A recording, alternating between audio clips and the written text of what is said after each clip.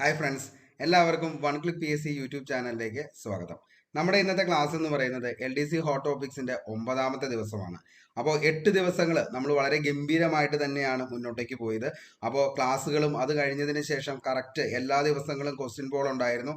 ഇതെല്ലാം correct systematic ആയിട്ട് തന്നെ ചെയ്ത് പോയൊരു ഉദ്യോഗാർത്ഥിയാണെങ്കിൽ നിങ്ങൾക്ക് ഉറപ്പായിട്ടും ഈ LDCയുടെ ആദ്യത്തെ 100 റാങ്കിലേക്ക് എത്താനായിട്ട് പറ്റുമെന്നുള്ള കാര്യത്തിൽ ഒരു ഡൗട്ടും വേണ്ട. ഓക്കെ, ഇനി നമ്മൾ ഇന്നത്തെ ദിവസം 9ാമത്തെ ദിവസത്തെ ക്ലാസ്സിൻ്റെ അകത്ത് നിന്ന് നമ്മൾ ഉൾക്കൊള്ളിച്ചിരിക്കുന്നത് കോൺസ്റ്റിറ്റ്യൂഷനും കേരള ഗവേണൻസും അതേപോലെ തന്നെ Indian history, English, Malayalam non grammar സെഷനിൽ ഏറ്റവും കൂടുതൽ ഇമ്പോർട്ടൻ്റ് ആയിട്ട് വന്നിരിക്കുന്ന നോൺ ഗ്രാമർ സെഷനിലെ കാര്യങ്ങൾ കൂടിയാണ് ഉൾക്കൊള്ളിച്ചിരിക്കുന്നത്.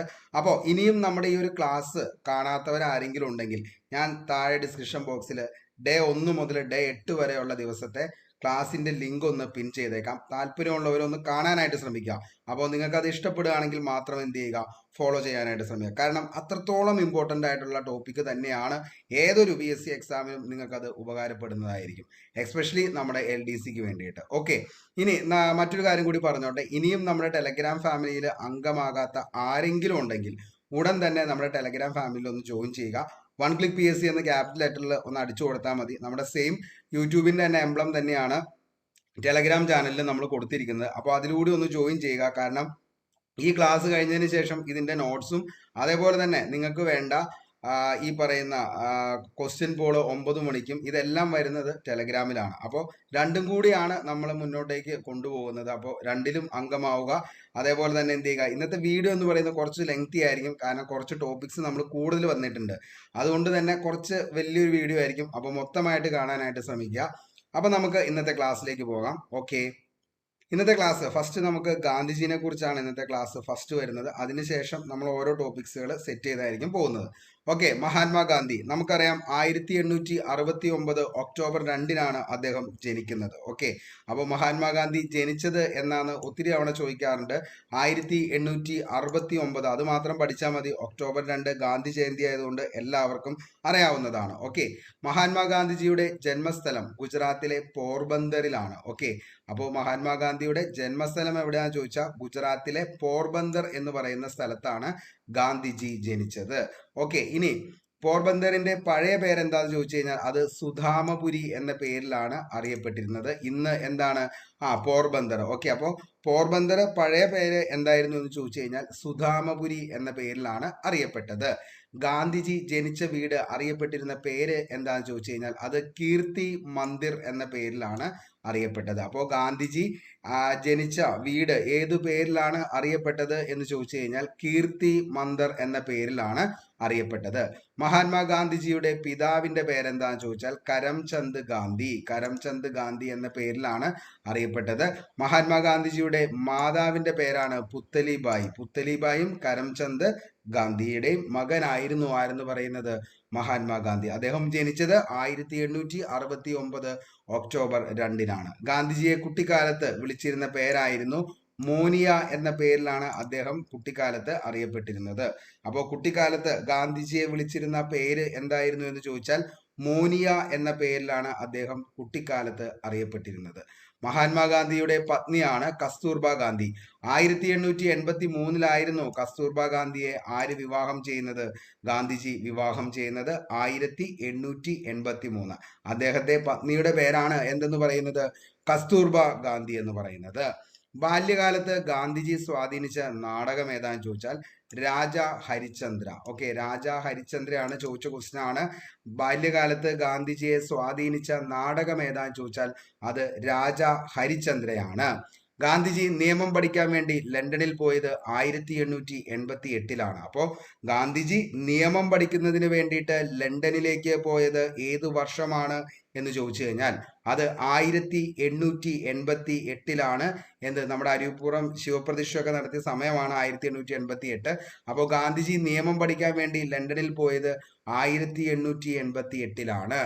നിയമം പഠനത്തിന് ശേഷം ഗാന്ധിജി തിരിച്ചെത്തിയത് എന്നാ ചോദിച്ചു കഴിഞ്ഞാൽ 1891. ഓക്കെ, അപ്പോൾ 1891 1891 ഗാന്ധിജി നിയമപഠനത്തിനു ശേഷം തിരിച്ചെത്തിയത്. അപ്പോൾ ലണ്ടനിലേക്ക് പോയത് 1888 അതേപോലെ തന്നെ നിയമപഠനത്തിനു ശേഷം ഗാന്ധിജി തിരിച്ചെത്തിയത് എന്നാണ് ചോദിച്ചു കഴിഞ്ഞാൽ അത് 1891 ഇന്ത്യയിൽ അഭിഭാഷകനായി ഗാന്ധിജി പ്രാക്ടീസ് ചെയ്ത സ്ഥലം ഏതാന്ന് ചോദിച്ചാൽ രാജ്കോട്ട്, ബോംബെ ആണ്. ഓക്കെ, അപ്പോൾ ഇന്ത്യയിൽ അഭിഭാഷകനായിട്ട് ഗാന്ധിജി പ്രാക്ടീസ് ചെയ്ത സ്ഥലം ഏതാന്ന് ചോദിച്ചാൽ അത് രാജ്കോട്ട്, ബോംബെ ആണ്. ഗാന്ധിജി ദക്ഷിണാഫ്രിക്കയിലേക്ക് പോയ വർഷമാണ് 1893. 24-ാമത്തെ വയസ്സിലാണ് അദ്ദേഹം എങ്ങോട്ടേക്ക് പോകുന്നത്? ദക്ഷിണാഫ്രിക്കയിലേക്ക് പോകുന്നത്. അപ്പോൾ ഗാന്ധിജി എന്നാണ് ദക്ഷിണാഫ്രിക്കയിലേക്ക് പോയത് എന്ന് ചോദിച്ചു കഴിഞ്ഞാൽ 1893 ഗാന്ധിജി ദക്ഷിണാഫ്രിക്കയിലേക്ക് പോയത്. ദാദാ അബ്ദുള്ള എന്ന ഗുജറാത്തി വ്യാപാരിയുടെ കേസ് വാദിക്കാനാണ് അദ്ദേഹം എങ്ങോട്ടേക്ക് പോയത്? ദക്ഷിണാഫ്രിക്കയിലേക്ക് പോയത്. ഒത്തിരി തവണ ചോദിച്ച ചോദ്യമാണ്. ആരായിരുന്നു? ദാദാ അബ്ദുള്ള എന്ന് പറയുന്ന ഒരു ഗുജറാത്തി വ്യാപാരി. ഇദ്ദേഹത്തിന്റെ കേസ് വാദിക്കാൻ വേണ്ടിയിട്ടായിരുന്നു ഗാന്ധിജി എങ്ങോട്ടേക്ക് പോയത്? ദക്ഷിണാഫ്രിക്കയിലേക്ക് പോയത്. ഗാന്ധിജിയുടെ നിർദ്ദേശപ്രകാരം ദക്ഷിണാഫ്രിക്കയിലെ ഇന്ത്യൻ വംശജർ രൂപം കൊടുത്ത സംഘടനയുടെ പേരായിരുന്നു നേറ്റാൾ ഇന്ത്യൻ കോൺഗ്രസ് എന്ന് പറയുന്നത്. അപ്പോൾ നേറ്റാൾ ഇന്ത്യൻ കോൺഗ്രസ് ആരുടെ നിർദ്ദേശപ്രകാരമാണ് രൂപം കൊടുത്തത് എന്ന് ചോദിച്ചു കഴിഞ്ഞാൽ മഹാത്മാഗാന്ധിജിയുടെ അദ്ദേഹത്തിന്റെ നിർദ്ദേശപ്രകാരം എവിടെയാണ്? ദക്ഷിണാഫ്രിക്കയിലെ ഇന്ത്യൻ വംശജർ രൂപം കൊടുത്ത ഒരു സംഘടനയായിരുന്നു എന്തെന്ന് പറയുന്നത്? നേറ്റാൾ ഇന്ത്യൻ കോൺഗ്രസ് എന്ന് പറയുന്നത്. ഓക്കെ, നേറ്റാൾ ഇന്ത്യൻ കോൺഗ്രസിന്റെ ആദ്യ പ്രസിഡന്റ് ആരാന്ന് ചോദിച്ചാൽ അത് ദാദാ അബ്ദുള്ളയായിരുന്നു. അപ്പോൾ നേറ്റാൾ ഇന്ത്യൻ കോൺഗ്രസിന്റെ ആദ്യ പ്രസിഡന്റ് ആരാന്ന് ചോദിച്ചാൽ ആരാ? ദാദാ അബ്ദുള്ളയാണ്. ദക്ഷിണാഫ്രിക്കയിൽ വെച്ച് വർണ്ണവിവേചനത്തിന്റെ പേരിൽ ഗാന്ധിജിയെ ഇറക്കിവിട്ട റെയിൽവേ സ്റ്റേഷൻ ഏതാന്ന് ചോദിച്ചാൽ അതാണ് പീറ്റർ മാരിറ്റ്സ്ബർഗ്. നിരവധി തവണ ഇപ്പോൾ നമ്മൾ ഗാന്ധി ജയന്തിയുടെ ഒക്കെ സമയത്ത് ഒക്ടോബർ 2 ഒക്കെ അന്ന് വായനശാലകളിലൊക്കെ നടക്കുന്ന ക്വിസ് പ്രോഗ്രാം ഒക്കെ ഉണ്ട്. അതിൻ്റെ അകത്തൊക്കെ ഏറ്റവും കൂടുതൽ ചോദിച്ചേക്കുന്ന ചോദ്യമാണ്, അതേപോലെ PSCയും ഒത്തിരി തവണ ചോദിച്ച ചോദ്യമാണ് എന്തെന്ന് പറയുന്നത്, ദക്ഷിണാഫ്രിക്കയിൽ വച്ച് വർണ്ണവിവേചനത്തിന്റെ പേരിൽ ഗാന്ധിജിയെ ഇറക്കിവിട്ട റെയിൽവേ സ്റ്റേഷൻ ഏതായിരുന്നു എന്ന് ചോദിച്ചാൽ മക്കളെ അതാണ് പീറ്റർ മാരിറ്റ്സ്ബർഗ് എന്ന് പറയുന്നത്. ഗാന്ധിജി തന്റെ രാഷ്ട്രീയ ഗുരുവായിരുന്നു ആരെന്ന് പറയുന്നത് ഗോപാലകൃഷ്ണ ഗോഖലെ. മോസ്റ്റ്ലി റിപ്പീറ്റഡ് ആണ്. ഗാന്ധിജിയുടെ രാഷ്ട്രീയ ഗുരു ആരായിരുന്നു എന്ന് ചോദിച്ചു കഴിഞ്ഞാൽ അതാണ് ആര്? ഗോപാലകൃഷ്ണ ഗോഖലെയാണ് ഗാന്ധിജിയുടെ രാഷ്ട്രീയ ഗുരു എന്നറിയപ്പെടുന്നത് ഗോപാലകൃഷ്ണ ഗോഖലെ. ആദ്യമായി അദ്ദേഹത്തെ കണ്ടുമുട്ടിയത് 1896 ആദ്യമായിട്ട് ഗോപാലകൃഷ്ണ ഗോഖലെയെ കണ്ടുമുട്ടുന്നത്. 1899 ഭൂവർ യുദ്ധത്തിൽ ഇന്ത്യൻ ആംബുലൻസ് വിഭാഗം സംഘടിപ്പിച്ചത് ആരാണ് എന്ന് ചോദിച്ചു കഴിഞ്ഞാൽ അതിന്റെ ഉത്തരവും ആര് തന്നെയാ? ഗാന്ധിജിയാണ്. അപ്പോൾ 1899 ഭൂവർ യുദ്ധത്തിൽ ഇന്ത്യൻ ആംബുലൻസ് വിഭാഗം സംഘടിപ്പിച്ചത് ആരാണ് എന്ന് ചോദിച്ചു കഴിഞ്ഞാൽ അതിന്റെ ഉത്തരവും ആര് തന്നെയാണ്? നമ്മുടെ ഗാന്ധിജി തന്നെയാണ്. ഇന്ത്യൻ നാഷണൽ കോൺഗ്രസ് സമ്മേളനത്തിൽ ആദ്യമായി പങ്കെടുത്തത് എന്നാന്ന് ചോദിച്ചു കഴിഞ്ഞാൽ നമുക്കറിയാം 1901 ഗാന്ധിജി ആദ്യമായിട്ട് ഇന്ത്യൻ നാഷണൽ കോൺഗ്രസിൽ ആദ്യമായി പങ്കെടുക്കുന്നത്. ഭൂവർ യുദ്ധത്തിൽ ഗാന്ധിജി നടത്തിയ സേവനങ്ങൾ പരിഗണിച്ച് അദ്ദേഹത്തിന് കൈസർ ഇ ഹിന്ദ് ബഹുമതി ലഭിച്ച വർഷം 1915. അപ്പോൾ ഭൂവർ യുദ്ധത്തിൽ ഗാന്ധിജി നടത്തിയ സേവനങ്ങൾ പരിഗണിച്ച് അദ്ദേഹത്തിന് കൈസർ ഇ ഹിന്ദ് ബഹുമതി ലഭിച്ചത് എന്നാണ് എന്ന് ചോദിച്ചു കഴിഞ്ഞാൽ 1915. ജോഹന്നാസ്ബർഗിൽ ആദ്യത്തെ വക്കീൽ ഓഫീസ് ആരംഭിച്ച വർഷം 1903. ഓക്കെ, 1903 ജോഹന്നാസ്ബർഗിൽ ആദ്യത്തെ വക്കീൽ ഓഫീസ് ആരംഭിച്ചത്. ഇപ്പോൾ ഇത്രയും കാര്യങ്ങൾ പഠിച്ചു കഴിഞ്ഞപ്പോൾ നമ്മൾ നിലവിൽ കുറേ ഡേറ്റുകൾ പഠിച്ചു. ആ ഡേറ്റുകളെല്ലാം നമ്മൾ കഴിഞ്ഞ ദിവസം പഠിച്ച ഡേറ്റുകളൊക്കെ ആയിട്ട് ഒത്തിരി കണക്റ്റഡ് ആണ് എല്ലാം. അപ്പോൾ നിങ്ങളിത് പഠിക്കുന്ന സമയത്ത് അതൊക്കെ ആയിട്ടൊന്ന് ലിങ്ക് ചെയ്തിട്ടേക്കുക. അപ്പോൾ എന്ത് ചെയ്യാൻ പറ്റും? നമുക്ക് കൂടുതൽ പെട്ടെന്ന് എന്ത് ചെയ്യാൻ പറ്റും? അത് ഓർത്തിരിക്കാനായിട്ട് പറ്റും. കാരണം കുറേ ഉദ്യോഗാർത്ഥികൾ പറയാറുണ്ട് സാറേ ഡേറ്റ് ഭയങ്കര പാടാണ് പഠിക്കാനെന്ന്. അപ്പോൾ ഇതിൻ്റെ അകത്ത് ഈ പറഞ്ഞ ഡേറ്റുകൾ കുറേ നമ്മൾ എന്ത് ചെയ്തേക്കണെയാണ്? കഴിഞ്ഞ ദിവസം പഠിച്ചേക്കണെയാണ്. കാരണം എന്താണെന്ന് ചോദിച്ചാൽ 1888 അരൂപ്പുറം ശിവപ്രതിഷ്ഠ നമ്മൾ പഠിച്ചു. 1891 നമ്മുടെ മലയാളി മെമ്മോറിയൽ. അതേപോലെ തന്നെ 1896 ഇവിടെ കിടക്കുന്നു, അതെന്താണ്? ഈഴവ മെമ്മോറിയൽ. അപ്പം അങ്ങനെ കുറേ കാര്യങ്ങൾ നമ്മൾ കഴിഞ്ഞ ദിവസം പഠിച്ചതാണ്. 1903 SNDP രൂപീകൃതമായി. അപ്പം അങ്ങനെയുള്ള കുറേ കാര്യങ്ങൾ ഇതിൻ്റെ അകത്ത് വന്നിട്ടുണ്ട്. ഓക്കെ, അപ്പോൾ ഗാന്ധിജി അദ്ദേഹത്തിന്റെ വാച്ച് വിശേഷിപ്പിച്ചത് ഏത് പേരിലാണെന്ന് ചോദിച്ചാൽ ഏത് പേരിലാണ്? അതായത് മൈ ലിറ്റിൽ ഡിക്റ്ററ്റർ എന്ന പേരിലാണ് അദ്ദേഹത്തിന്റെ വാച്ച്, അല്ലെങ്കിൽ ഇങ്ങനെ ചെറിയൊരു ഘടികാരം പോലെ തൂങ്ങിക്കിടക്കുന്ന സാധനമാണ് അതിൻ്റെ അകത്ത്. അപ്പോൾ വാച്ച് എന്നൊക്കെ വേണമെങ്കിൽ പറയാൻ പറ്റും അതിനെ. അപ്പോൾ ആ അദ്ദേഹത്തിന്റെ വാച്ചിനെ അദ്ദേഹം വിശേഷിപ്പിച്ചത് ഏത് പേരിലാണ്? PSC ഒത്തിരി തവണ ചോദിച്ചാണ്. മൈ ലിറ്റിൽ ഡിറ്റക്ടർ എന്ന പേരിൽ അറിയപ്പെടുന്നത് ഗാന്ധിജിയുടെ വാച്ചാണ്. ഗാന്ധിജി ദക്ഷിണാഫ്രിക്കയിൽ ആരംഭിച്ച പത്രമാണ് ഇന്ത്യൻ ഒപ്പീനിയൻ. 1904 ഗാന്ധിജി എവിടെ ഈ പറയുന്ന നമ്മുടെ ദക്ഷിണാഫ്രിക്കയിൽ വെച്ച് ആരംഭിച്ച പത്രമായിരുന്നു ഇന്ത്യൻ ഒപ്പീനിയൻ എന്നറിയപ്പെടുന്നത്. ഇന്ത്യൻ ഒപ്പീനിയന്റെ ആദ്യ എഡിറ്റർ ആരായിരുന്നു എന്ന് ചോദിച്ചാൽ മൻസൂഖ് ലാൽ നാസർ ആണ്. ഓക്കെ, മൻസൂഖ് ലാൽ നാസർ ആണ് ഇന്ത്യൻ ഒപ്പീനിയന്റെ ആദ്യത്തെ എഡിറ്റർ എന്ന് പറയുന്നത്. അപ്പോൾ ഇന്ത്യൻ ഒപ്പീനിയന്റെ ആദ്യത്തെ എഡിറ്റർ ആരായിരുന്നു ചോദിച്ചാൽ മക്കളെ ആരാണ്? ഇന്ത്യൻ ഒപ്പീനിയന്റെ ആദ്യത്തെ എഡിറ്റർ ആണ് മൻസൂഖ് ലാൽ നാസർ എന്ന് പറയുന്ന വ്യക്തിയാണ്. മൻസൂഖ് ലാൽ നാസർ എന്ന് പറയുന്ന വ്യക്തിയാണ് ഇന്ത്യൻ ഒപ്പീനിയന്റെ ആദ്യത്തെ എഡിറ്റർ എന്ന് പറയുന്നത്. ഗാന്ധിജി ബ്രഹ്മചര്യം ജീവിതമായി സ്വീകരിച്ച വർഷമാണ് 1906. അപ്പോൾ 1906 ഗാന്ധിജി ബ്രഹ്മചര്യം ജീവിതമായി സ്വീകരിച്ചു. ഏഷ്യക്കാരുടെ നിർബന്ധിത രജിസ്ട്രേഷനെതിരെ ഗാന്ധിജി സത്യാഗ്രഹം സംഘടിപ്പിച്ച വർഷമാണ് 1907 എന്ന് പറയുന്നത്. ഗാന്ധിജിയുടെ ആദ്യത്തെ ജയിൽവാസം 1908 ജോഹന്നാസ്ബർഗിലാണ്. ഗാന്ധിജിയുടെ ആദ്യത്തെ ജയിൽവാസം 1908 ജോഹന്നാസ്ബർഗിലാണ് ഗാന്ധിജിയുടെ ആദ്യത്തെ ജയിൽവാസം. ഹിന്ദ് സ്വരാജ് എഴുതിയത് എന്നാ ചോദിച്ചാൽ 1909 ഹിന്ദ് സ്വരാജ് എഴുതിയത്. ഇംഗ്ലണ്ടിൽ ഇന്ത്യൻ ആംബുലൻസ് സംഘം രൂപീകരിച്ചത് 1914 ഇംഗ്ലണ്ടിൽ ഇന്ത്യൻ ആംബുലൻസ് സംഘം രൂപീകരിച്ചത് 1914. ദക്ഷിണാഫ്രിക്കയിൽ നിന്ന് ഗാന്ധിജി ഇന്ത്യയിൽ തിരിച്ചെത്തിയത് 1915 ജനുവരി 9. അപ്പോൾ ദക്ഷിണാഫ്രിക്കയിൽ നിന്ന് ഗാന്ധിജി ഇന്ത്യയിൽ തിരിച്ചെത്തിയത് എന്നാന്ന് ചോദിച്ചു കഴിഞ്ഞാൽ 1915 ജനുവരി 9. ഓക്കെ, അപ്പോൾ 1905 ജനുവരി 9 ദക്ഷിണാഫ്രിക്കയിൽ നിന്നും ഗാന്ധിജി ഇന്ത്യയിലേക്ക് തിരിച്ചെത്തിയത്.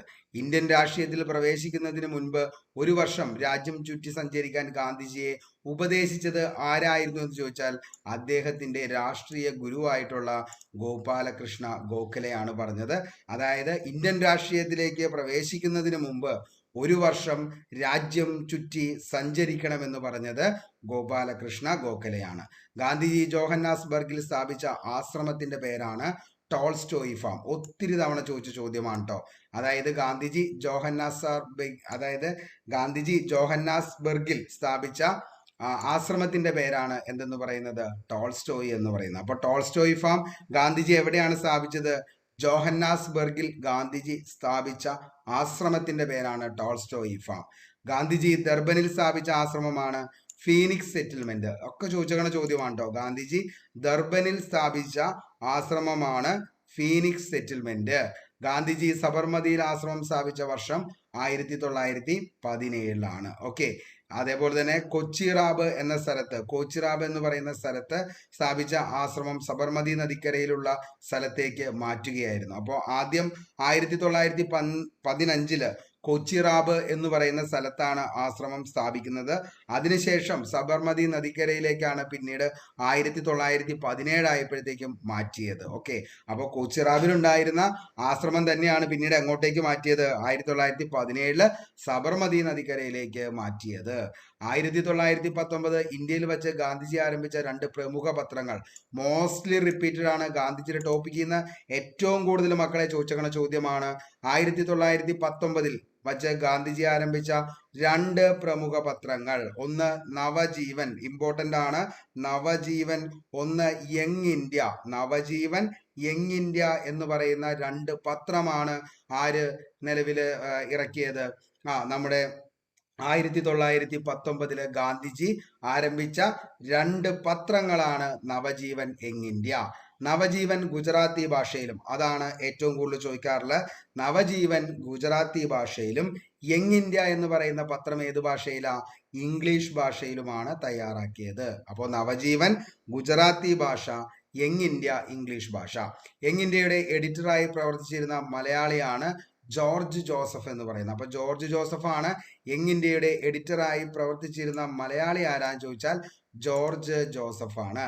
ഓൾ ഇന്ത്യ ഹോം റൂൾ ലീഗിന്റെ അധ്യക്ഷനായി ഗാന്ധിജി തിരഞ്ഞെടുക്കപ്പെട്ടത് 1920 ഓൾ ഇന്ത്യ ഹോം റൂൾ ലീഗിന്റെ അധ്യക്ഷനായി ഗാന്ധിജി തിരഞ്ഞെടുക്കപ്പെട്ടത്. ഓൾ ഇന്ത്യ ഹോം റൂൾ ലീഗിന്റെ അധ്യക്ഷനായി ഗാന്ധിജി തിരഞ്ഞെടുക്കപ്പെട്ടത് 1920. 1922 ഗാന്ധിജിയെ 6 വർഷത്തെ തടവിന് എന്ത് ചെയ്തു? ജഡ്ജായിട്ടുള്ള ബ്രൂംഫീൽഡ്, ബ്രൂംഫീൽഡ് എന്ന് പറയുന്ന ജഡ്ജാണ് തടവിന് ശിക്ഷിച്ചത്. അപ്പോൾ 1922 ഗാന്ധിജിയെ 6 വർഷത്തെ തടവിലേക്ക് വേണ്ടി നിലവിൽ ശിക്ഷിക്കപ്പെട്ട ജഡ്ജ് ആരായിരുന്നു എന്ന് ചോദിച്ചാൽ അത് ചില ബുക്കിൽ ബ്രൂംഫീൽഡ് എന്ന് കിടക്കുന്നുണ്ട്, ചിലത് ബൂംഫീൽഡ് എന്നാണ് കിടക്കുന്നത്. അപ്പോൾ ഏതായാലും നമ്മുടെ ഉത്തരം എന്താണ്? ബൂംഫീൽഡ് ആയാലും അതർവൈസ് നോൺ ആസ് ബ്രൂംഫീൽഡ്, ഇത് രണ്ടും ശരിയാണ്. അപ്പോൾ ഇതിൻ്റെ അകത്ത് ഏതാണോ ഓപ്ഷനിലുള്ളത് അതെന്ത് ചെയ്യുക? മാർക്ക് ചെയ്യുക. ഗാന്ധിജി അധ്യക്ഷനായി തിരഞ്ഞെടുക്കപ്പെട്ട INC സമ്മേളനം ചോദിച്ചു കഴിഞ്ഞാൽ അത് 1924 ബെൽഗാം സമ്മേളനത്തിനാണ് ഗാന്ധിജി അധ്യക്ഷനായിട്ട് തിരഞ്ഞെടുക്കപ്പെട്ടത്. ഒത്തിരി തവണ ചോദിക്കാറുണ്ട് ഗാന്ധിജി അധ്യക്ഷനായിട്ടുള്ള INC സമ്മേളനം ഏതാന്നുള്ളത്.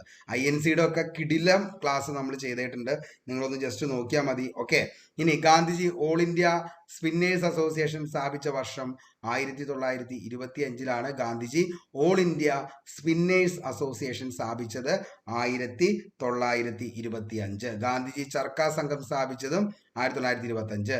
നിസ്സഹകരണ പ്രസ്ഥാനത്തിന്റെ പരാജയത്തിനു ശേഷം സജീവ രാഷ്ട്രീയത്തിൽ നിന്നും വിരമിച്ച ഗാന്ധിജി വീണ്ടും രാഷ്ട്രീയത്തിലേക്ക് തിരിച്ചു വന്ന കോൺഗ്രസ് സമ്മേളനം ഏതാന്ന് ചോദിച്ചാൽ അതാണ് കൊൽക്കത്ത സമ്മേളനം 1928. അപ്പോൾ നിസ്സഹകരണ പ്രസ്ഥാനത്തിന്റെ പരാജയത്തിനു ശേഷം സജീവ രാഷ്ട്രീയത്തിൽ നിന്നും ഗാന്ധിജി ഇറങ്ങിപ്പോവുകയും പിന്നീട് തിരിച്ചു വരാൻ കാരണമായത് ഏത് കോൺഗ്രസ് സമ്മേളനമാണെന്ന് ചോദിച്ചാൽ 1928 കോൺഗ്രസ് സമ്മേളനത്തിനാണ് വീണ്ടും അദ്ദേഹം തിരിച്ചു വന്നത്.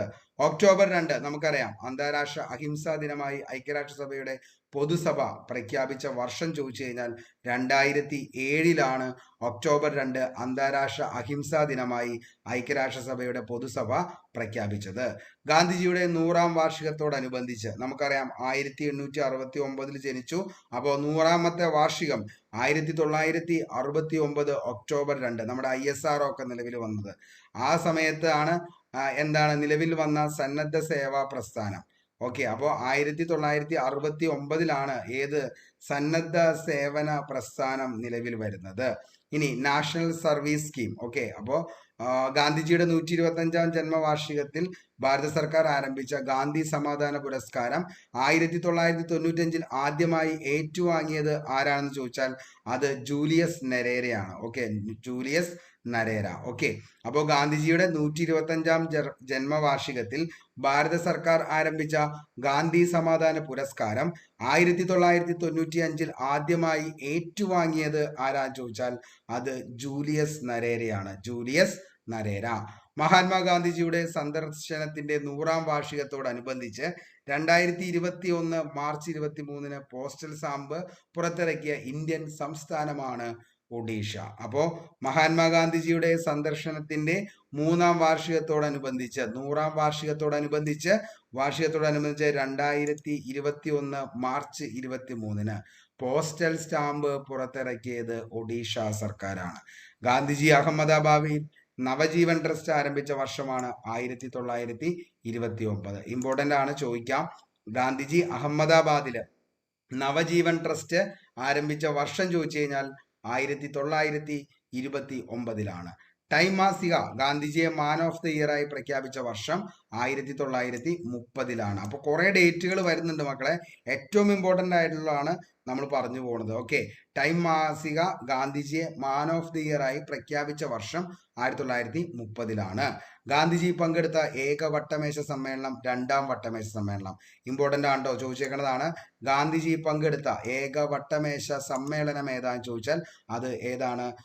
നമ്മുടെ 2ാമത്തെ വട്ടമേശ സമ്മേളനമാണ്.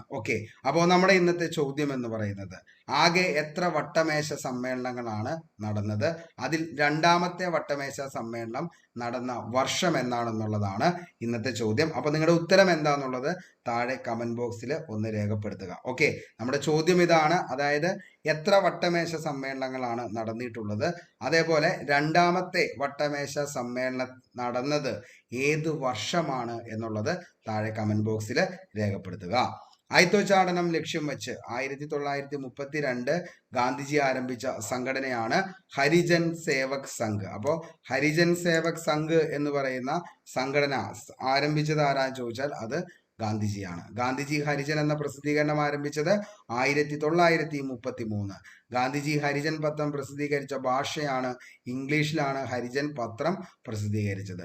ഗാന്ധിജി കോൺഗ്രസിൽ നിന്നും രാജിവെച്ച വർഷമാണ് 1934. All India village industries association ആരംഭിച്ചത് 1934. 1936 മഹാരാഷ്ട്രയിലെ വാർധയിൽ ഗാന്ധിജി സ്ഥാപിച്ച ആശ്രമമാണ് സേവാഗ്രാം. നമുക്കറിയാം, ഒത്തിരി തവണ കേട്ടേക്കണെയാണ് ഈ പേരൊക്കെ. 1936 മഹാരാഷ്ട്രയിലെ വാർധയിൽ ഗാന്ധിജി സ്ഥാപിച്ച ആശ്രമത്തിന്റെ പേരാണ് സേവാഗ്രാം. ഗാന്ധിജി അവതരിപ്പിച്ച അടിസ്ഥാന വിദ്യാഭ്യാസ പദ്ധതിയാണ് വാർധ പദ്ധതി. അപ്പോൾ താഴെ പറയുന്നവയിൽ അടിസ്ഥാന വിദ്യാഭ്യാസ പദ്ധതിയായിട്ടുള്ള വാർധ പദ്ധതി ആരംഭിച്ചത് ആരാണ് എന്ന് ചോദിച്ചു കഴിഞ്ഞാൽ അത് ആരാണ്? ഗാന്ധിജി ആരംഭിച്ച അടിസ്ഥാന വിദ്യാഭ്യാസ പദ്ധതിക്ക് പറയുന്ന പേരാണ് വാർധ പദ്ധതി. എന്നാണ് ആരംഭിച്ചതെന്ന് ചോദിച്ചാൽ 1937 വാർധ പദ്ധതി ആരംഭിച്ചത്. എന്താണ് ഇത്? 1937 വാർധ പദ്ധതി എന്തിനു വേണ്ടിയിട്ട്? അടിസ്ഥാന വിദ്യാഭ്യാസത്തിന് വേണ്ടിയിട്ട് ആരംഭിച്ച പദ്ധതിയാണ് വാർധ പദ്ധതി.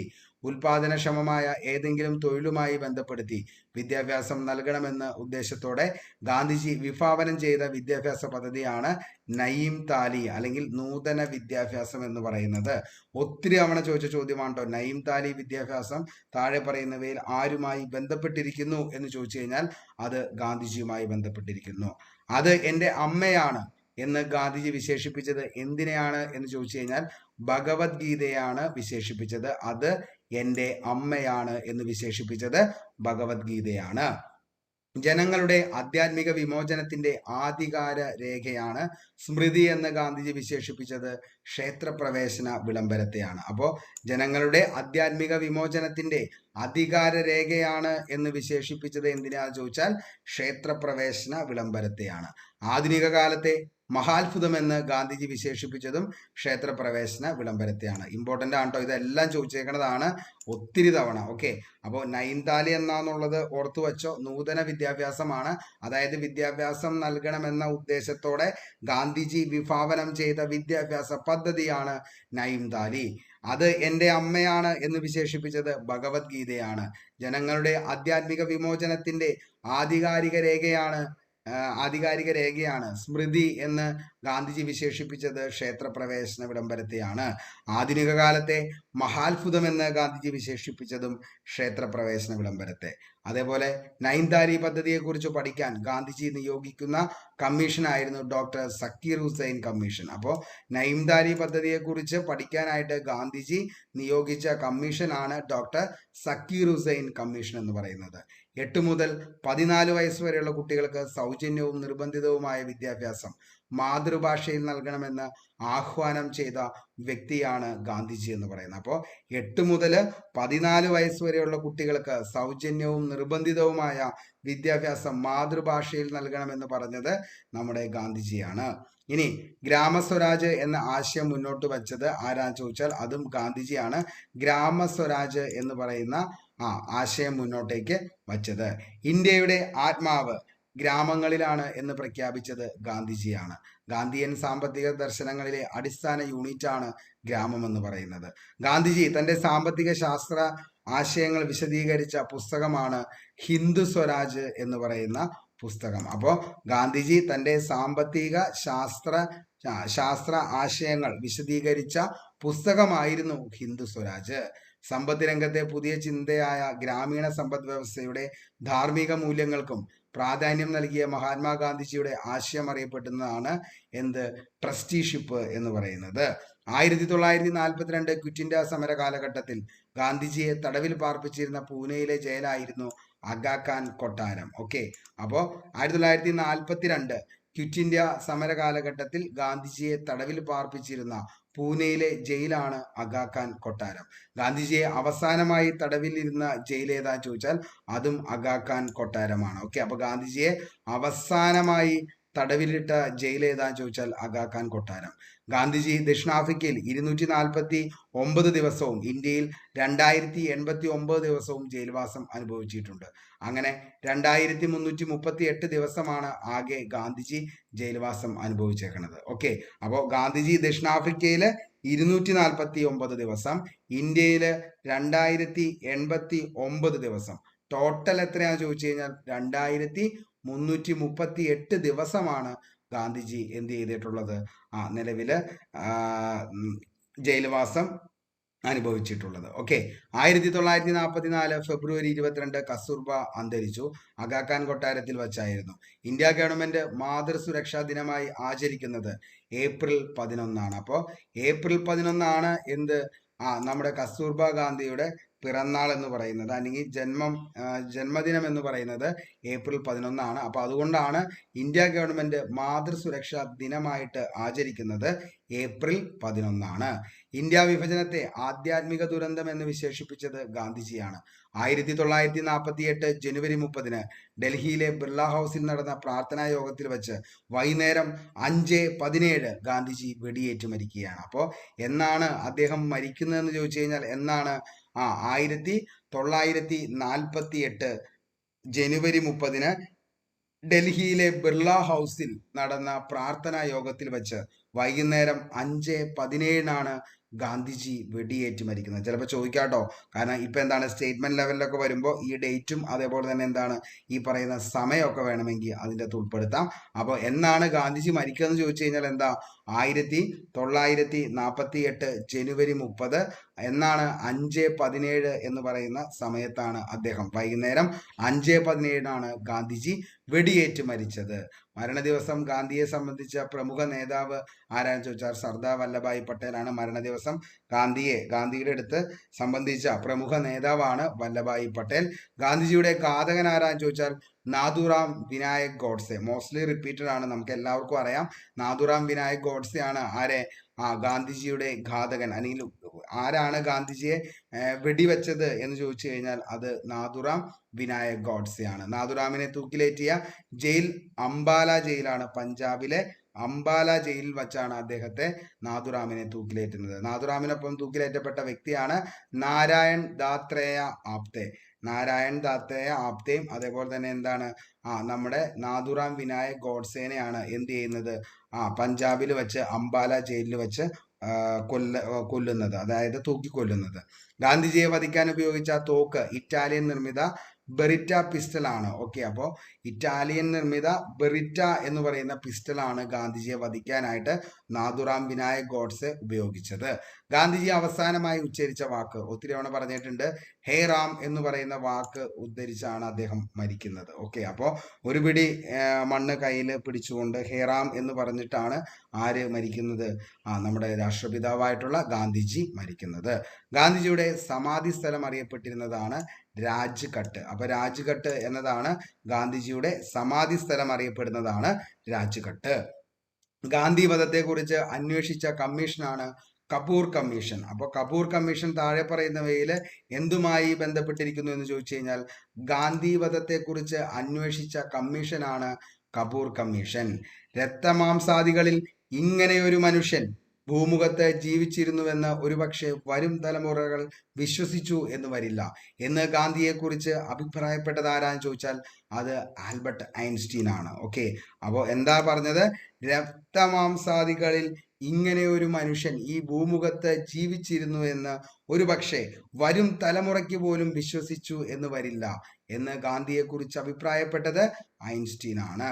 ഗാന്ധിജിയുടെ മരണവാർത്തയറിഞ്ഞ കൂടുതൽ നല്ലതാവുന്നത് നല്ലതല്ല എന്ന അനുശോചന സന്ദേശം അയച്ച വ്യക്തി ആരാന്ന് ചോദിച്ചാൽ അത് ബെർണാഡ് ഷായാണ്. അപ്പോൾ ബെർണാഡ് ഷാ എന്താ പറഞ്ഞതെന്ന് വെച്ച് കഴിഞ്ഞാൽ ഗാന്ധിജിയുടെ മരണവാർത്ത അറിഞ്ഞിട്ട് പറഞ്ഞതാണ് കൂടുതൽ നല്ലതാവുന്നത് നല്ലതല്ല, കൂടുതൽ നല്ലതാവുന്നത് നല്ലതല്ല എന്ന് അനുശോചന സന്ദേശം അയച്ച വ്യക്തി ഗാന്ധിജിയുടെ മരണത്തെ തുടർന്ന് ആരാണ് എന്ന് ചോദിച്ചു കഴിഞ്ഞാൽ അത് ബർനാഡ് ഷാ ആണ്, ബർനാഡ് ഷാ. ഓക്കെ, ഇനി നമ്മുടെ ജീവിതത്തിൽ നിന്നും പ്രകാശം മറഞ്ഞു പോയിരിക്കുന്നു, എവിടെയും ഇരുട്ടാണ് എന്ന് ഗാന്ധിജിയുടെ മരണത്തെക്കുറിച്ച് അഭിപ്രായപ്പെട്ടത് ആരാന്ന് ചോദിച്ചാൽ നമ്മുടെ പ്രധാനമന്ത്രിയായിട്ടുള്ള നമ്മുടെ ജവഹർലാൽ നെഹ്റു ആണ് അങ്ങനെ പറഞ്ഞത്. അതായത് നമ്മുടെ ജീവിതത്തിൽ നിന്നും പ്രകാശം മറഞ്ഞു പോയിരിക്കുന്നു, എവിടെയും ഇരുട്ടാണ് എന്ന് ഗാന്ധിജിയുടെ മരണത്തെക്കുറിച്ച് പറഞ്ഞത് ജവഹർലാൽ നെഹ്റു.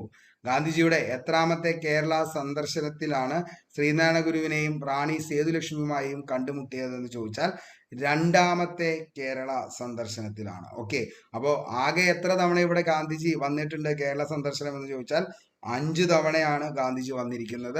അതിൻ്റെ അകത്ത് രണ്ടാമത്തെ കേരള സന്ദർശനത്തിന്റെ സമയത്താണ് ആരെ കാണുന്നത്, അതായത് 1925 രണ്ടാമത്തെ കേരള സന്ദർശനം. ആ സമയത്താണ് ആരെ കാണുന്നത്, ശ്രീനാരായണ ഗുരുവിനെയും സേതുലക്ഷ്മിബായിയും കണ്ടുമുട്ടുന്നത്.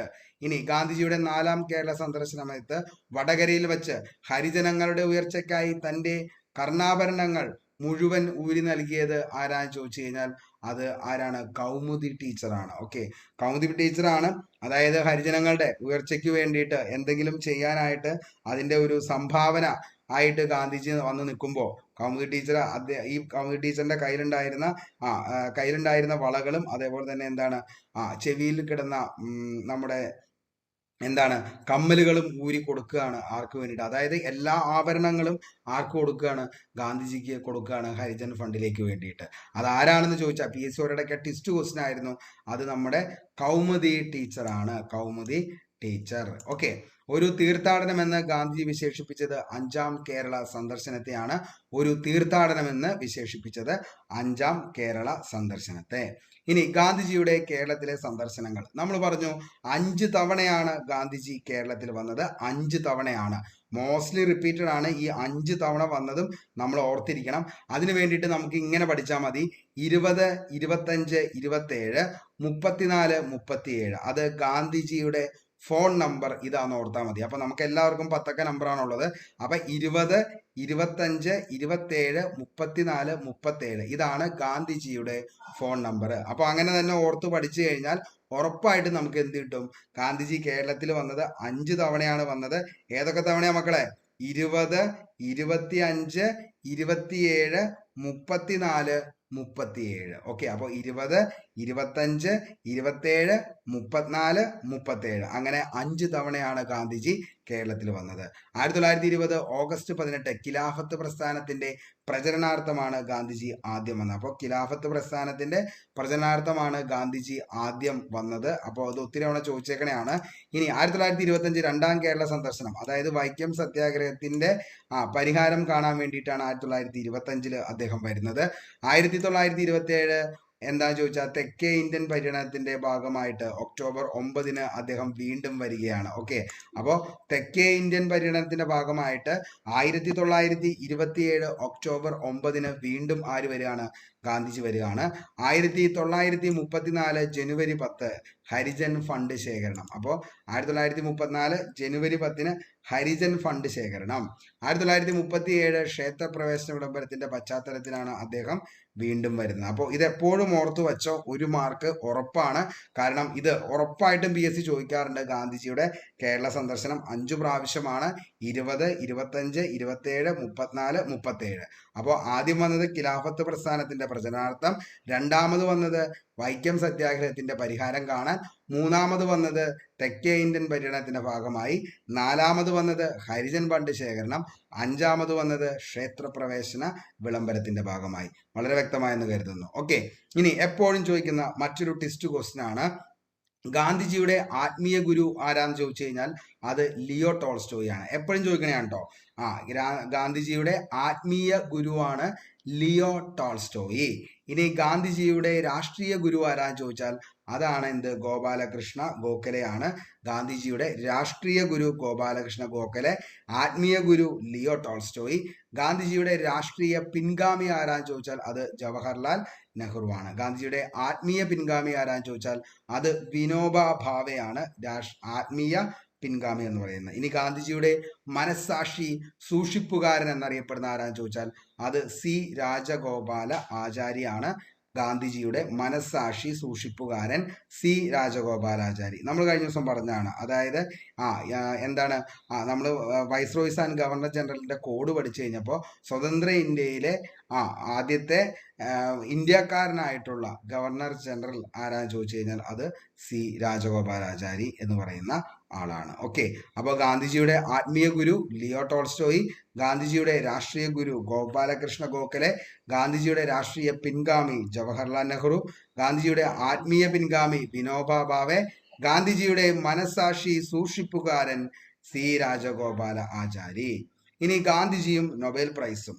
നൊബേൽ സമ്മാനത്തിന് ആദ്യമായി ഗാന്ധിജി നാമനിർദ്ദേശം ചെയ്യപ്പെട്ട വർഷം 1937 നൊബേൽ സമ്മാനത്തിന് ആദ്യമായി ഗാന്ധിജി നാമനിർദ്ദേശം ചെയ്യപ്പെട്ടത് 37. ഗാന്ധിജി നൊബേൽ സമ്മാനത്തിന് ശുപാർശ ചെയ്യപ്പെട്ടത് 5 പ്രാവശ്യമാണ്. ഗാന്ധിജി നൊബേൽ സമ്മാനത്തിന് ശുപാർശ ചെയ്യപ്പെട്ടത്. അപ്പൊ 5 പ്രാവശ്യം ഗാന്ധിജി കേരളത്തിൽ വന്നിട്ടുണ്ട്. 5 പ്രാവശ്യം ഗാന്ധിജി നൊബേൽ പ്രൈസിന് വേണ്ടിയിട്ട് ശുപാർശ ചെയ്യപ്പെട്ടിട്ടുണ്ട്. ഓക്കെ, അപ്പോൾ ശുപാർശ ചെയ്യപ്പെട്ടേക്കുന്നത് എത്രയാ? 5 പ്രാവശ്യമാണ്. എത്ര പ്രാവശ്യമാണ് കേരളത്തിൽ വന്നത്? 5 പ്രാവശ്യമാണ്. ഗാന്ധിജി നോബൽ സമ്മാനത്തിന് ശുപാർശ ചെയ്യപ്പെട്ട അവസാന വർഷം 1948. അദ്ദേഹം മരിക്കുന്നതിന് മുമ്പ് ഗാന്ധിജി നൊബേൽ സമ്മാനത്തിന് ശുപാർശ ചെയ്യപ്പെട്ട അവസാന വർഷം 1948. ഗാന്ധിജി വധത്തെ തുടർന്ന് സമാധാന നൊബേൽ സമ്മാനം വിതരണം ചെയ്യാതിരുന്നതും 1948. അപ്പോൾ ഗാന്ധി വധത്തെ തുടർന്ന് സമാധാന നൊബേൽ സമ്മാനം വിതരണം ചെയ്യാതിരുന്ന വർഷം 1948. ഇനി ഗാന്ധിജിയെ വിശേഷിപ്പിച്ചവർ. സത്യാഗ്രഹികളുടെ രാജകുമാരൻ എന്ന് യേശുക്രിസ്തു, ദേശസ്നേഹികളുടെ രാജകുമാരൻ എന്ന് ആരെ വിശേഷിപ്പിച്ചത്? സുഭാഷ് ചന്ദ്ര ബോസിനെയാണ്. നേതാജി എന്ന് വിശേഷിപ്പിച്ചതും ആരെയാ? സുഭാഷ് ചന്ദ്ര ബോസിനെയാണ്. അതേപോലെ ഗംഗയെ പോലെ എന്ന് വിശേഷിപ്പിച്ചത് ആരെയാ ചോദിച്ചാൽ ഗോപാലകൃഷ്ണ ഗോഖലെ. ഒത്തിരി തവണ ചോദിച്ചേക്കണം കേട്ടോ. ഗുരുദേവ് എന്ന് ഒത്തിരി തവണ ഗുരുദേവ് എന്ന് വിശേഷിപ്പിച്ചത് രവീന്ദ്രനാഥ ടാഗോർ. അപ്പൊ ഗാന്ധിജി ഗുരുദേവ് എന്ന് വിശേഷിപ്പിച്ചത് ആരെയാണ് എന്ന് ചോദിച്ചാൽ അത് രവീന്ദ്രനാഥ ടാഗോറിനെയാണ്. മഹാനായ കാവൽക്കാരൻ എന്ന് വിശേഷിപ്പിച്ചതും രവീന്ദ്രനാഥ ടാഗോറിനെയാണ്. സമുദ്രം പോലെ എന്ന് പറഞ്ഞത് ബാലഗംഗാധര തിലകിനെയാണ് സമുദ്രം പോലെ എന്ന് വിശേഷിപ്പിച്ചത്.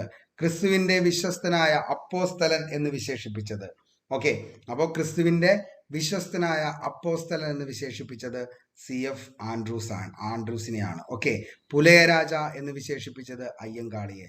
ഭാരത കോകിലം എന്ന് വിശേഷിപ്പിച്ചത് സരോജിനി നായിഡുവിനെയാണ്. ഭാരത കോകിലം എന്ന് വിശേഷിപ്പിച്ചത്. അപ്പോൾ ഭാരത കോകിലം എന്ന് വിശേഷിപ്പിച്ചത് ആരെയാണെന്ന് ചോദിച്ചു കഴിഞ്ഞാൽ ആരെയാണ്?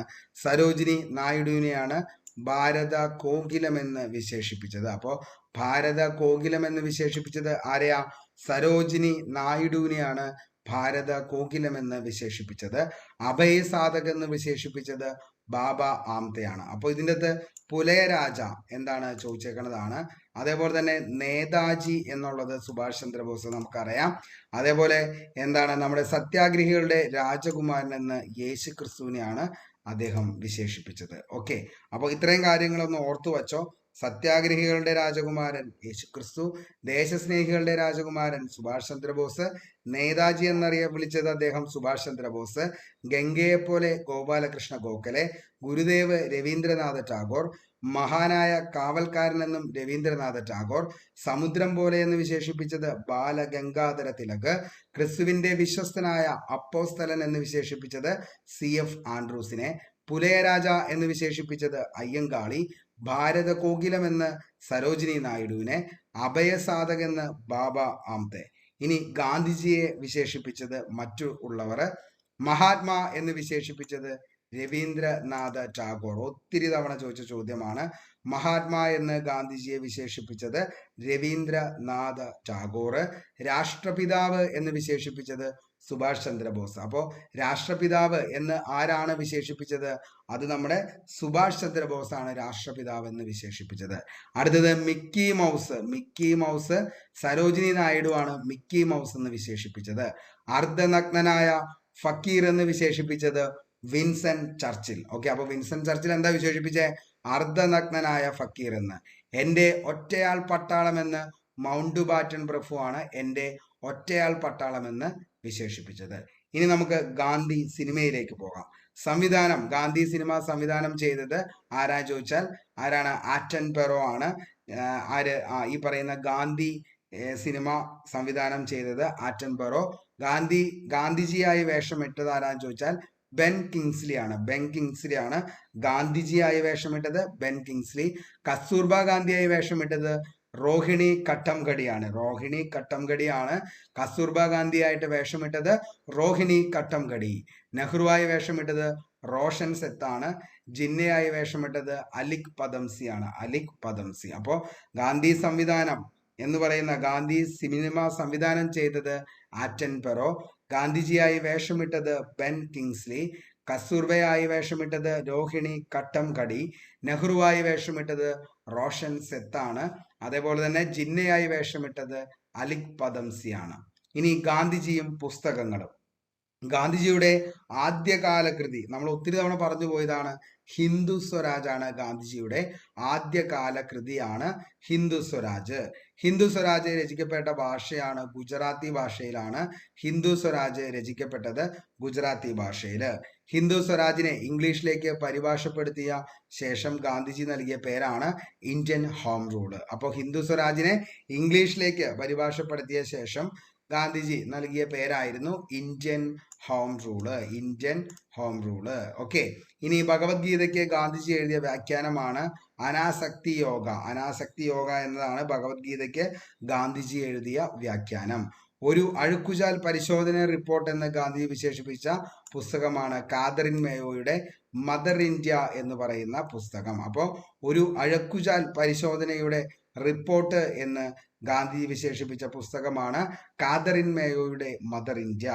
ഗാന്ധിജിയും മകനും തമ്മിലുള്ള ബന്ധത്തെപ്പറ്റി വിശദമായി പ്രതിപാദിക്കുന്ന ജീവചരിത്രമാണ് ഗാന്ധീസ് പ്രിസണർ എന്ന് പറയുന്നത്. അപ്പോൾ ഗാന്ധീസ് പ്രിസണർ ആരെയാന്ന് ചോദിച്ചു കഴിഞ്ഞാൽ ആരാണ്? ഗാന്ധിജിയും മകനും തമ്മിലുള്ള ബന്ധത്തെപ്പറ്റി വിശദമായിട്ട് പ്രതിപാദിക്കുന്ന ജീവചരിത്രം എഴുതിയത് ഉമേലിയ മെസ്ട്രി എന്ന് പറയുന്ന ആളാണ് എഴുതിയത്. മഹാത്മാഗാന്ധിജിയെ ഏറ്റവും കൂടുതൽ സ്വാധീനിച്ച എഴുത്തുകാരൻ, ഒത്തിരി തവണ PSC ചോദിച്ച ചോദ്യമാണ്. ഗാന്ധിജിയെ ഏറ്റവും കൂടുതൽ സ്വാധീനിച്ച എഴുത്തുകാരൻ ആരാന്ന് ചോദിച്ചാൽ അതാണ് ലിയോ ടോൾസ്റ്റോയ്. അപ്പോൾ ഗാന്ധിജിയെ ഏറ്റവും കൂടുതൽ സ്വാധീനിച്ച എഴുത്തുകാരൻ ആരാന്ന് ചോദിച്ചാൽ അതാണ് ലിയോ ടോൾസ്റ്റോയ്. ഇനി ഗാന്ധിജി രചിച്ച കൃതികൾ: ഹിന്ദു സ്വരാജ്, എൻ്റെ സത്യാന്വേഷണ പരീക്ഷണങ്ങൾ, India of my dreams, ethical religion, Satyagraha in South Africa, discourse on Gita. Okay. അപ്പോൾ ഗാന്ധിജിയുടെ ഏറ്റവും ഇമ്പോർട്ടൻ്റ് ആയിട്ടുള്ള കൃതികൾ ഏതൊക്കെയാണെന്ന് ചോദിച്ചാൽ മക്കളെ ഓർത്തു വെച്ചോ. ഹിന്ദു സ്വരാജ്, എൻ്റെ സത്യാന്വേഷണ പരീക്ഷണങ്ങൾ, India of my dreams, ethical religion, Satyagraha in South Africa, discourse on Gita. അപ്പോൾ ഇത്രയെങ്കിലും ഏറ്റവും ഇമ്പോർട്ടൻ്റ് ആയിട്ടുള്ള ഇത്രയെങ്കിലും എന്ത് ചെയ്യുക? ഓർത്തു വെക്കാനായിട്ട് ശ്രമിക്കുക. ഒന്നുകൂടി പറയാം: ഹിന്ദു സ്വരാജ്, എൻ്റെ സത്യാന്വേഷണ പരീക്ഷണങ്ങൾ, India of my dreams, ethical religion, Satyagraha in South Africa, discourse on Gita. ആത്മകഥകൾ നോക്കുകയാണെങ്കിൽ ഗാന്ധിജിയുടെ ആത്മകഥ എൻ്റെ സത്യാന്വേഷണ പരീക്ഷണങ്ങൾ. ഗാന്ധിജി ആത്മകഥ എഴുതിയ ഭാഷ ഏതാന്ന് ചോദിച്ചാൽ ഒത്തിരി തവണ ചോദിച്ച ചോദ്യമാണ്. ഗാന്ധിജിയുടെ ആത്മകഥ എൻ്റെ സത്യാന്വേഷണ പരീക്ഷണങ്ങളാണ്. ഗാന്ധിജി ആത്മകഥ എഴുതിയ ഭാഷ ഗുജറാത്തിയാണ്. ഗാന്ധിജിയുടെ ആത്മകഥ പ്രസിദ്ധപ്പെടുത്തിയ വർഷം ചോദിച്ചു കഴിഞ്ഞാൽ മക്കളെ 1927 ഇത് പ്രസിദ്ധീകരിച്ചത്. ഗുജറാത്തിയിൽ ആത്മകഥയുടെ പേര് സത്യാന പ്രയാഗ. അപ്പൊ സത്യാന പ്രയോഗ എന്നതാണ് എൻ്റെ സത്യാന്വേഷണ പരീക്ഷണങ്ങൾ എന്ന് പറയുന്ന ആ ഒരു ബുക്കിന്റെ ഗുജറാത്തി ഭാഷയിൽ എഴുതിയപ്പോൾ വരുന്നത് സത്യാന പ്രയോഗ. ഗാന്ധിജി തന്റെ ആത്മകഥ എഴുതിയത് യാർവാദ ജയിലിൽ വെച്ചാണ്. ഗാന്ധിജിയുടെ ആത്മകഥയിൽ വിവരിക്കുന്ന കാലഘട്ടം 1869 മുതൽ 1921 വരെയുള്ള കാലഘട്ടമാണ് ഗാന്ധിജിയുടെ ആത്മകഥയിൽ പ്രതിപാദിക്കുന്നത്. അപ്പോൾ 1869 മുതൽ 1921 വരെ. ഗാന്ധിജിയുടെ ആത്മകഥ ഇംഗ്ലീഷിലേക്ക് വിവർത്തനം ചെയ്തത് മഹാദേവ് ദേശായി. ഒത്തിരി തവണ ചോദിച്ചതാണ് PSC ഇത്. ഗാന്ധിജിയുടെ ആത്മകഥ ഇംഗ്ലീഷിലേക്ക് വിവർത്തനം ചെയ്തത് ആരാണ് എന്ന് ചോദിച്ചു കഴിഞ്ഞാൽ അത് മഹാദേവ് ദേശായി ആണ്. മഹാദേവ് ദേശായി. ഗാന്ധിജി തന്റെ ആത്മകഥകളിൽ പരാമർശിക്കുന്ന ഒരേ ഒരു മലയാളിയാണ് ബാരിസ്റ്റർ GP പിള്ള. ഇമ്പോർട്ടൻ്റ് ആണ്, ഇങ്ങനെ തന്നെ ചോദിച്ചേണ്ട. ഗാന്ധിജി തന്റെ ആത്മകഥയിൽ പരാമർശിക്കുന്ന ഒരേ ഒരു മലയാളി ആരാന്ന് ചോദിച്ചാൽ ബാരിസ്റ്റർ GP പിള്ളയാണ്. ഗാന്ധിജി തന്റെ ആത്മകഥയിൽ പരാമർശിക്കുന്ന ഒരേ ഒരു മലയാളി GP പിള്ള. ഗാന്ധിജിയുടെ ജീവചരിത്രം ആദ്യമായി മലയാളത്തിൽ എഴുതിയത് ആരാന്ന് ചോദിച്ചാൽ സ്വദേശാഭിമാനി രാമകൃഷ്ണ പിള്ളയാണ്. ഗാന്ധിജിയുടെ ജീവചരിത്രം ആദ്യമായിട്ട് മലയാളത്തിലേക്ക് എഴുതിയത് സ്വദേശാഭിമാനി രാമകൃഷ്ണ പിള്ള.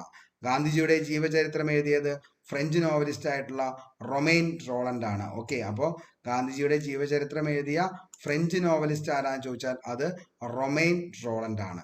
ഇനി ബുക്സ് അബൌട്ട് ഗാന്ധി എന്ന് വെച്ച് കഴിഞ്ഞാൽ Gandhi and Illustrated biography Pramod കപൂറിന്റെ ആണ്. ഓക്കെ, അപ്പോൾ Gandhi and Illustrated biography Pramod Kapoor. Waiting for Mahatma ചോദിച്ചേക്കുന്നതാണ്. Waiting for Mahatma ആരാണ്? RK നാരായണനാണ് വെയിറ്റിംഗ് ഫോർ മഹാത്മാ എന്ന് പറയുന്ന ബുക്ക് എഴുതിയത്. The man who killed Mahatma Gandhi അത് മനോഹർ മൽഗോക്കറിന്റെ ആണ്. The man who killed Mahatma Gandhi Manohar മൽഗോക്കർ. In search of Gandhi Richard ആറ്റൻബറോന്റെ ആണ്. In search of Gandhi Richard Attenborough. Gandhi and Stalin എന്ന് പറയുന്നത് ലൂയിസ് ഫിഷറിന്റെ ആണ്. ഗാന്ധി ആൻഡ് സ്റ്റാലിൻ. ഇനി A week in Gandhi Luis ഫിഷറിന്റെ തന്നെ മറ്റൊരു ബുക്കാണ് A week in Gandhi. A week in Gandhi. Gandhi and anarchy എന്ന് പറയുന്നത് C ശങ്കരൻ നായരുടെ ആണ്. Gandhi and anarchy. I follow Mahatma Gandhi KM മുൻഷിയുടെ ആണ്. I follow Mahatma Gandhi KM Munshi. അപ്പോൾ I follow Mahatma Gandhi KM Munshi. ഇനി നമുക്ക് അപരഗാന്ധിമാർ ആരൊക്കെയാന്ന് നോക്കാം. ഓക്കെ, അപരഗാന്ധിമാർ ഇത്രയും പേര് നമുക്ക് പഠിക്കാനുണ്ട്. ഒത്തിരി തവണ PSC ഇത് എന്ത് ചെയ്യണതാണ് ചോദിക്കുന്നതാണ്. അപ്പോൾ അപരഗാന്ധിമാർ ആരൊക്കെയാന്ന് നോക്കാം. അമേരിക്കൻ ഗാന്ധി എന്നറിയപ്പെടുന്നത് ആരാണ് എന്ന് ചോദിച്ചാൽ അത് മാർട്ടിൻ ലൂതർ കിങ് ആണ്. American Gandhi Martin Luther King. Indonesian Gandhi എന്നറിയപ്പെടുന്നത് ആരാണ് എന്ന് ചോദിച്ചു കഴിഞ്ഞാൽ അഹമ്മദ് സുക്കാർണോ ആണ്. Indonesian Gandhi Ahmed Sukarno. Indonesian Gandhi Ahmed Sukarno. Kenyan Gandhi Jomo Kenyatta. അപ്പോൾ ജോമോ കെനിയാത്തയാണ് Kenyan Gandhi. Sri Lankan Gandhi AT അരിയരത്നയാണ്. Sri Lankan Gandhi AT Ariyaratne Sri Lankan Gandhi. ഇനി വാൽക്കൻ ഗാന്ധി ആരാന്ന് ചോദിച്ചാൽ ഇബ്രാഹിം കൊസേവോ. അപ്പോൾ ഇബ്രാഹിം കൊസേവോ ആണ് വാൽക്കൻ ഗാന്ധി എന്ന് പറയുന്നത്. ആഫ്രിക്കൻ ഗാന്ധിയാണ് നെൽസൺ മണ്ടേല. ആഫ്രിക്കൻ ഗാന്ധി അതായത് സൗത്ത് ആഫ്രിക്കൻ ഗാന്ധി എന്നറിയപ്പെടുന്നത് ആരാണ് എന്ന് ചോദിച്ചു കഴിഞ്ഞാൽ സൗത്ത് ആഫ്രിക്കൻ ഗാന്ധിയാണ് ആര്? Nelson Mandela. ജർമ്മൻ ഗാന്ധിയാണ് ജെറാൾഡ് ഫിഷർ. ജെറാൾഡ് ഫിഷർ ആണ് ജർമ്മൻ ഗാന്ധി.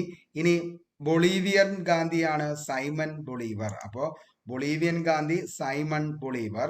ലാറ്റിൻ അമേരിക്കൻ ഗാന്ധിയാണ് സൈമൺ ബൊളീവർ. അപ്പോൾ ബൊളീവിയൻ ഗാന്ധിയും ലാറ്റിൻ അമേരിക്കൻ ഗാന്ധി ആരാന്ന് ചോദിച്ചാൽ സൈമൺ ബൊളീവിയർ ആണ്. ജപ്പാൻ ഗാന്ധി ആരാന്ന് ചോദിച്ചാൽ കഗേവയാണ്. Japan Gandhi Kagawa. അപ്പോൾ കഗേവയാണ് Japan Gandhi. Ghana Gandhi Kwame Nkrumah. Okay, Ghana Gandhi Kwame Nkrumah. അതിർത്തി ഗാന്ധി ഒത്തിരി തവണ ചോദിക്കുന്നുണ്ട്. PSCക്ക് ഏറ്റവും കൂടുതൽ ഇഷ്ടപ്പെട്ട സാധനമാണ് എന്താണ്? അതിർത്തി ഗാന്ധി അബ്ദുൾ ഗാഫർ ഖാൻ ആണ് അതിർത്തി ഗാന്ധി.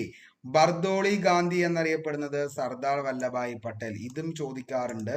ബർദോളി ഗാന്ധി സർദാർ വല്ലഭായ് പട്ടേൽ ആണ് ബർദോളി ഗാന്ധി. ആധുനിക ഗാന്ധിയാണ് ബാബ ആംതെ. ബാബ ആംതെ ആണ് ആധുനിക ഗാന്ധി. ഡൽഹി ഗാന്ധി നെയ്യാറ്റിൻകര കൃഷ്ണൻ നായർ ആണ് ഡൽഹി ഗാന്ധി. ഇനി ബീഹാർ ഗാന്ധി ആരാന്ന് ചോദിച്ചാൽ ഡോക്ടർ രാജേന്ദ്ര പ്രസാദ് ചോദിക്കാറുണ്ട്. Bihar Gandhi doctor Rajendra Prasad.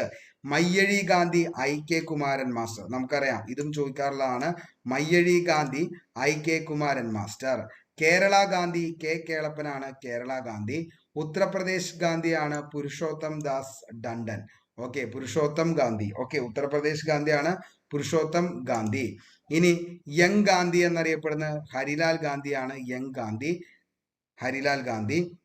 Abhinav Gandhi Julius നെരേര. Abhinav Gandhi Julius നെരേര.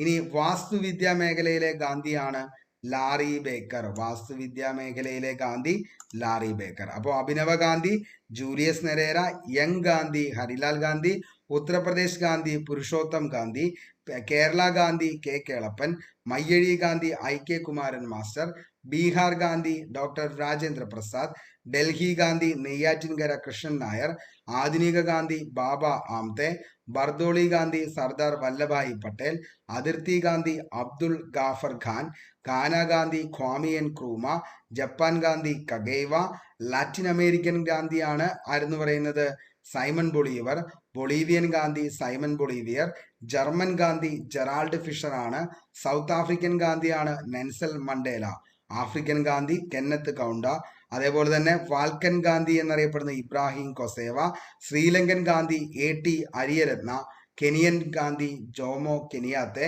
Indonesian Gandhi Ahmed Sukarno, American Gandhi Martin Luther King. ഇത്രയാണ് നമുക്ക് ഗാന്ധിജിയുമായി ബന്ധപ്പെട്ട് ഈ ഒരു പോർഷനിൽ LDC ലെവലിൽ നമുക്ക് പഠിക്കാനുള്ളത്. അപ്പോൾ ഈ കാര്യങ്ങൾ വളരെ വ്യക്തമായി നിങ്ങൾക്ക് മനസ്സിലായി എന്ന് കരുതുന്നു.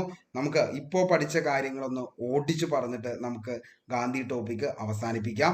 1869 ഒക്ടോബർ 2 അദ്ദേഹത്തിന്റെ ജനനം. എവിടെയാ ചോദിച്ചാൽ ഗുജറാത്തിലെ പോർബന്തറിലാണ് അദ്ദേഹം ജനിച്ചത്.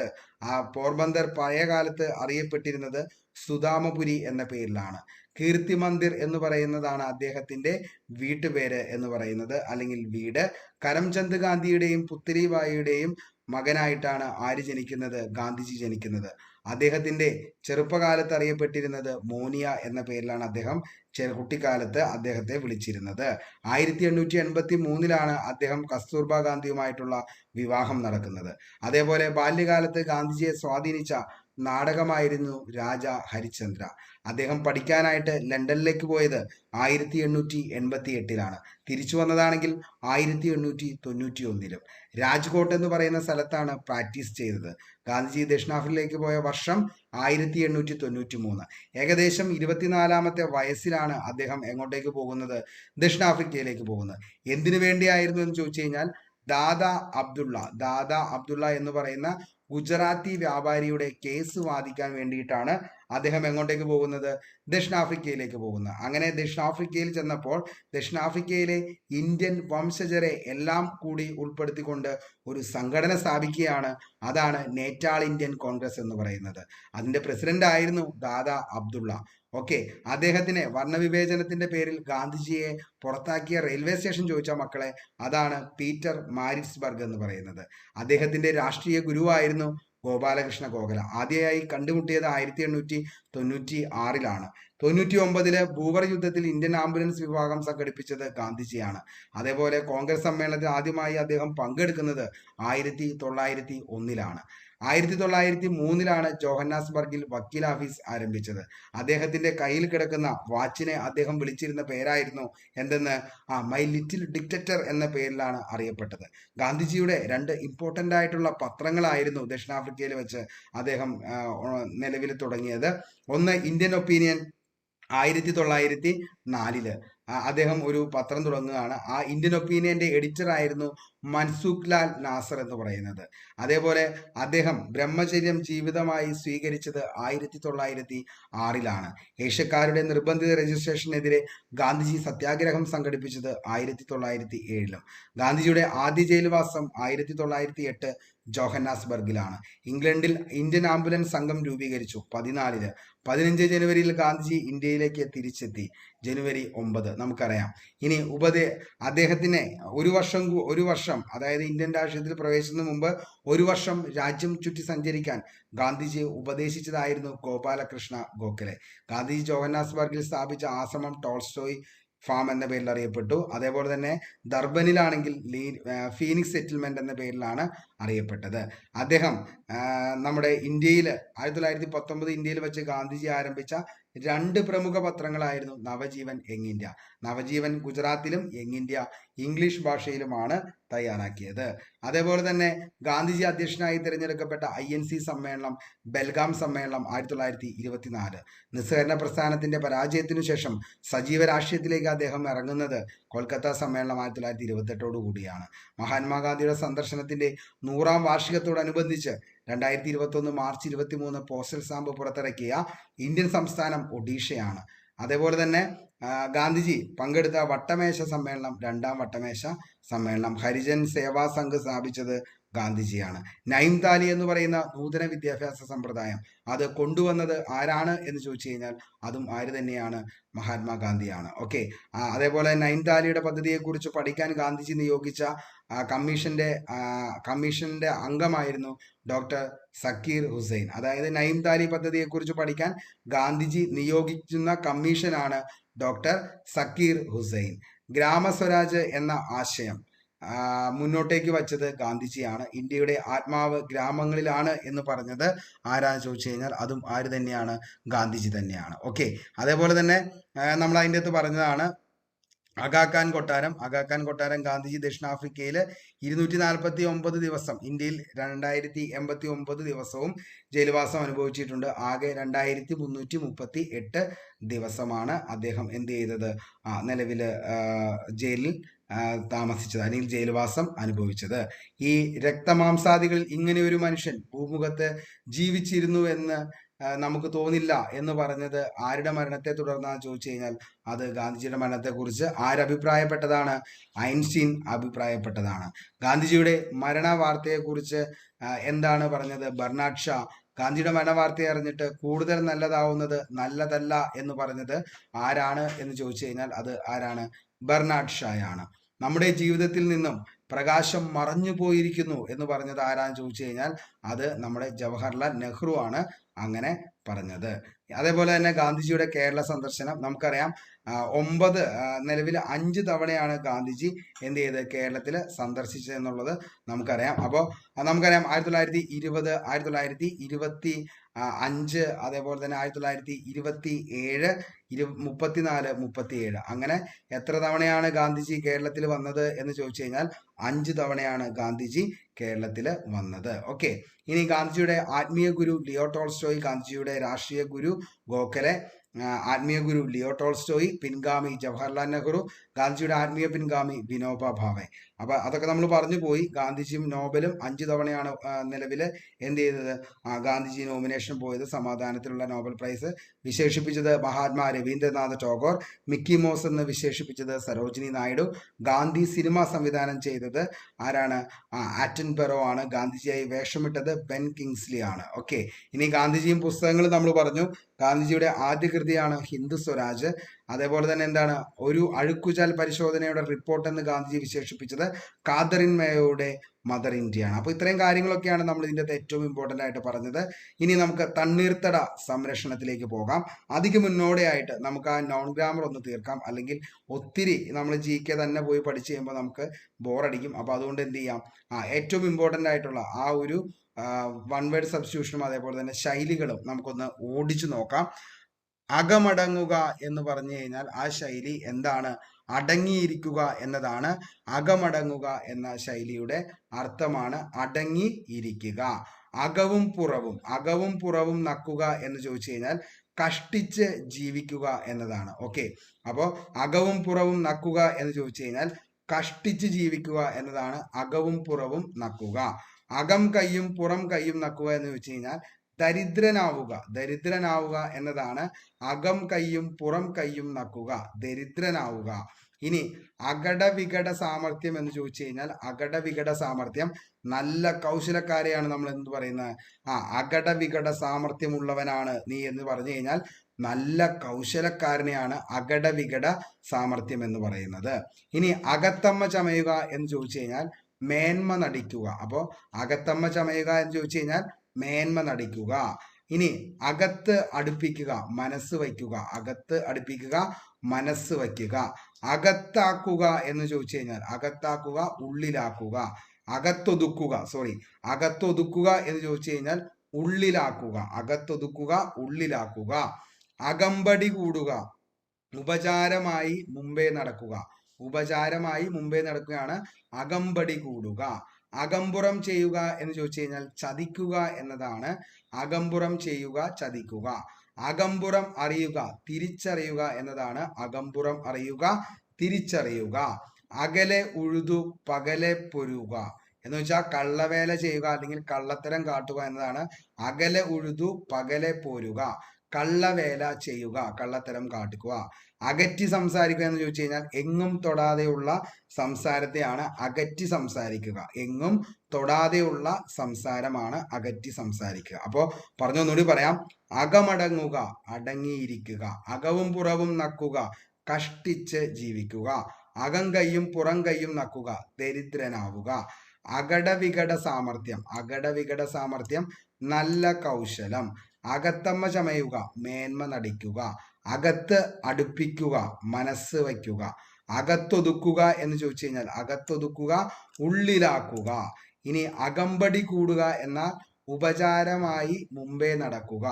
ഇനി അകമ്പുറം ചെയ്യുക എന്ന് ചോദിച്ചു കഴിഞ്ഞാൽ ചതിക്കുക. അകമ്പുറം അറിയുക, തിരിച്ചറിയുക. അകലെ ഉഴുതു പകലെ പോരുക, കള്ളവേല ചെയ്യുക, കള്ളത്തരം കാട്ടുക. അകറ്റി സംസാരിക്കുക, എങ്ങും തൊടാതെയുള്ള സംസാരം. ഓക്കെ, ഇനി നമുക്ക് വൺ വേർഡ് സബ്സ്റ്റിറ്റ്യൂഷനിലേക്ക് നോക്കാം. അതായത് കില്ലിംഗ് ഓഫ് ഇൻഫാന്റ് എന്ന് ചോദിച്ചു കഴിഞ്ഞാൽ infanticide, killing of infant, infanticide. Cruel killing of a large number of people ആണ് massacre. Okay, cruel killing of a large number of people, massacre. Killing of mother ആണ് matricide, killing of mother, matricide. Act of intentional and unlawful കില്ലിങ്ങിനെയാണ് murder എന്ന് പറയുന്നത്. അപ്പോൾ act of intention and unlawful കില്ലിങ്ങിനെയാണ് murder എന്ന് പറയുന്നത്. Killing one's on a parent or other near relative ആണ് parricide. Okay, അപ്പോൾ killing one's on a parent or other near relative ആണ് parricide. Killing of a father ആണ് patricide, killing of father, patricide. Killing of sister ആണ് sororicide, killing of sister, sororicide. Killing of oneself ആണ് suicide, killing of oneself, suicide. Killing of wife ആണ് uxoricide, uxoricide ആണ് killing of wife. ഒന്നുകൂടി പറയാം. Killing of infant, infanticide. Cruel killing of a large number of people, massacre. Killing of mother ആണ് matricide. Act of intentional and unlawful killing ആണ് murder എന്ന് പറയുന്നത്. Killing one's on parent or other near relative ആണ് parricide. Killing of father, patricide. Killing of sister, sororicide. Killing of oneself, suicide. Killing of wife ആണ് uxoricide എന്ന് പറയുന്നത്. വളരെ വ്യക്തമായെന്ന് കരുതുന്നു. നമുക്കിനി അടുത്ത ടോപ്പിക്കിലേക്ക് പോവാം. അതായത് തണ്ണീർത്തട സംരക്ഷണം. കേരള ഗവേണൻസ് എന്ന് പറയുന്ന ആ ഒരു ടോപ്പിക്കിൻ്റെ അകത്ത് കേരള ഭരണ സംവിധാനത്തിലെ ഒരു ടോപ്പിക്കാണ് തണ്ണീർത്തട സംരക്ഷണം എന്ന് പറയുന്നത്. വളരെ ഇമ്പോർട്ടൻ്റ് ആണ്. അതേപോലെ തന്നെ എന്താണ്, വളരെ പെട്ടെന്ന് മറന്നു പോകുന്ന ഒരു ടോപ്പിക് കൂടിയാണ്. അപ്പോൾ അതുകൊണ്ട് തന്നെ സെറ്റായിട്ട് തന്നെ പഠിച്ചു പോകാനായിട്ട് ശ്രമിക്കുക. മാക്സിമം ഞാൻ റിപ്പീറ്റ് ചെയ്ത് പറഞ്ഞ് പഠിപ്പിച്ച് തന്നെ പോകാം. അപ്പോൾ നമുക്ക് തുടങ്ങാം. തണ്ണീർത്തട സംരക്ഷണം, തണ്ണീർത്തട സംരക്ഷണം. ഉപരിതല ജലം സംഭരിക്കപ്പെടുന്ന സ്വാഭാവിക ഇടങ്ങളെയാണ് തണ്ണീർത്തടങ്ങൾ എന്ന് പറയുന്നത്. അപ്പോൾ ഉപരിതല ജലം സംഭരിക്കപ്പെടുന്ന സ്വാഭാവിക ഇടങ്ങളെയാണ് നമ്മൾ എന്ത് വിളിക്കുന്നത്? തണ്ണീർത്തടങ്ങൾ എന്ന് വിളിക്കുന്നത്. ഓക്കെ, അപ്പോൾ ഉപരിതല ജലം സംഭരിക്കപ്പെടുന്ന സ്വാഭാവിക ഇടങ്ങളെ നമ്മൾ എന്തെന്ന് വിളിക്കും? തണ്ണീർത്തടങ്ങൾ എന്ന് വിളിക്കും. കാരണം സ്റ്റേറ്റ്മെന്റ് ലെവലിൽ ചോദിക്കാം, താഴെ പറയുന്നവയിൽ തണ്ണീർത്തടവുമായി ബന്ധപ്പെട്ട പ്രസ്താവനകൾ എടുക്കാവുന്ന. അപ്പോൾ ഉപരിതല ജലം സംഭരിക്കപ്പെടുന്ന സ്വാഭാവിക ഇടങ്ങളെയാണ് തണ്ണീർത്തടങ്ങൾ എന്ന് പറയുന്നത്. തണ്ണീർത്തടങ്ങൾ എന്ന വിഭാഗത്തിൽപ്പെടുന്ന ജലസ്രോതസ്സുകളാണ് വയലുകള്, അതേപോലെ തന്നെ എന്താണ് കുളങ്ങള്, അതേപോലെ ചതുപ്പ് നിലങ്ങൾ. അവയൊക്കെ നമുക്കറിയാം എന്താണ്, ഉപരിതല ജലം എന്ത് ചെയ്യാണ്?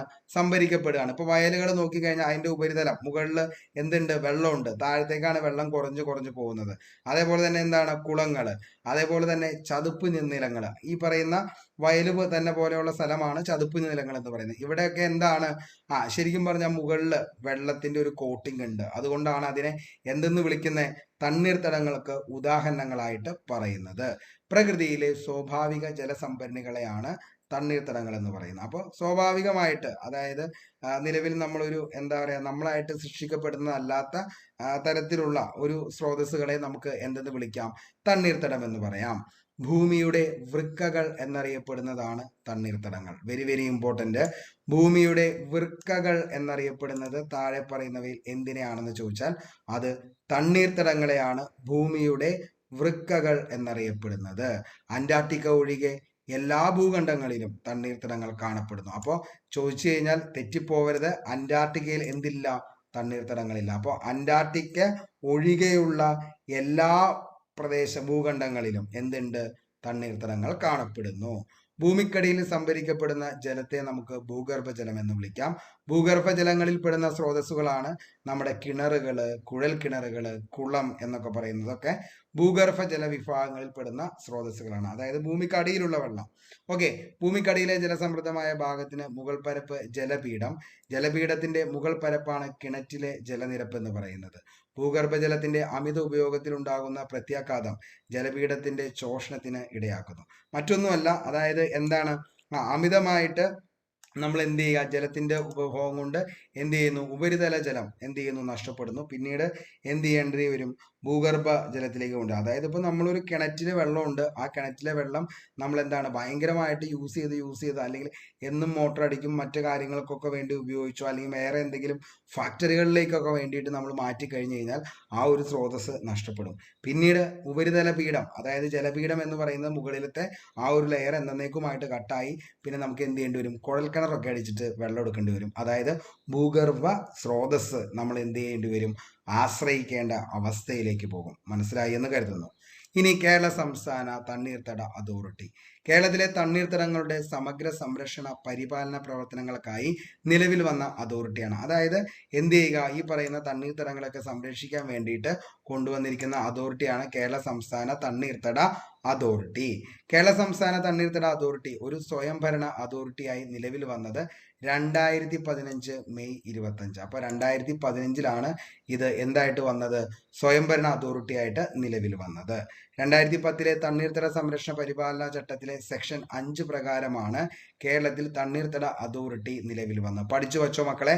2010 തണ്ണീർത്തട പരിപാലന ചട്ടത്തിലെ സെക്ഷൻ 5, തണ്ണീർത്തട പരിപാലന ചട്ടത്തിലെ സെക്ഷൻ 5 പ്രകാരമാണ് കേരളത്തിലെ തണ്ണീർത്തട അതോറിറ്റി നിലവിൽ വന്നത്. അപ്പോൾ 2010 തണ്ണീർത്തട സംരക്ഷണ പരിപാലന ചട്ടത്തിലെ സെക്ഷൻ 5 പ്രകാരം നിലവിൽ വന്നു.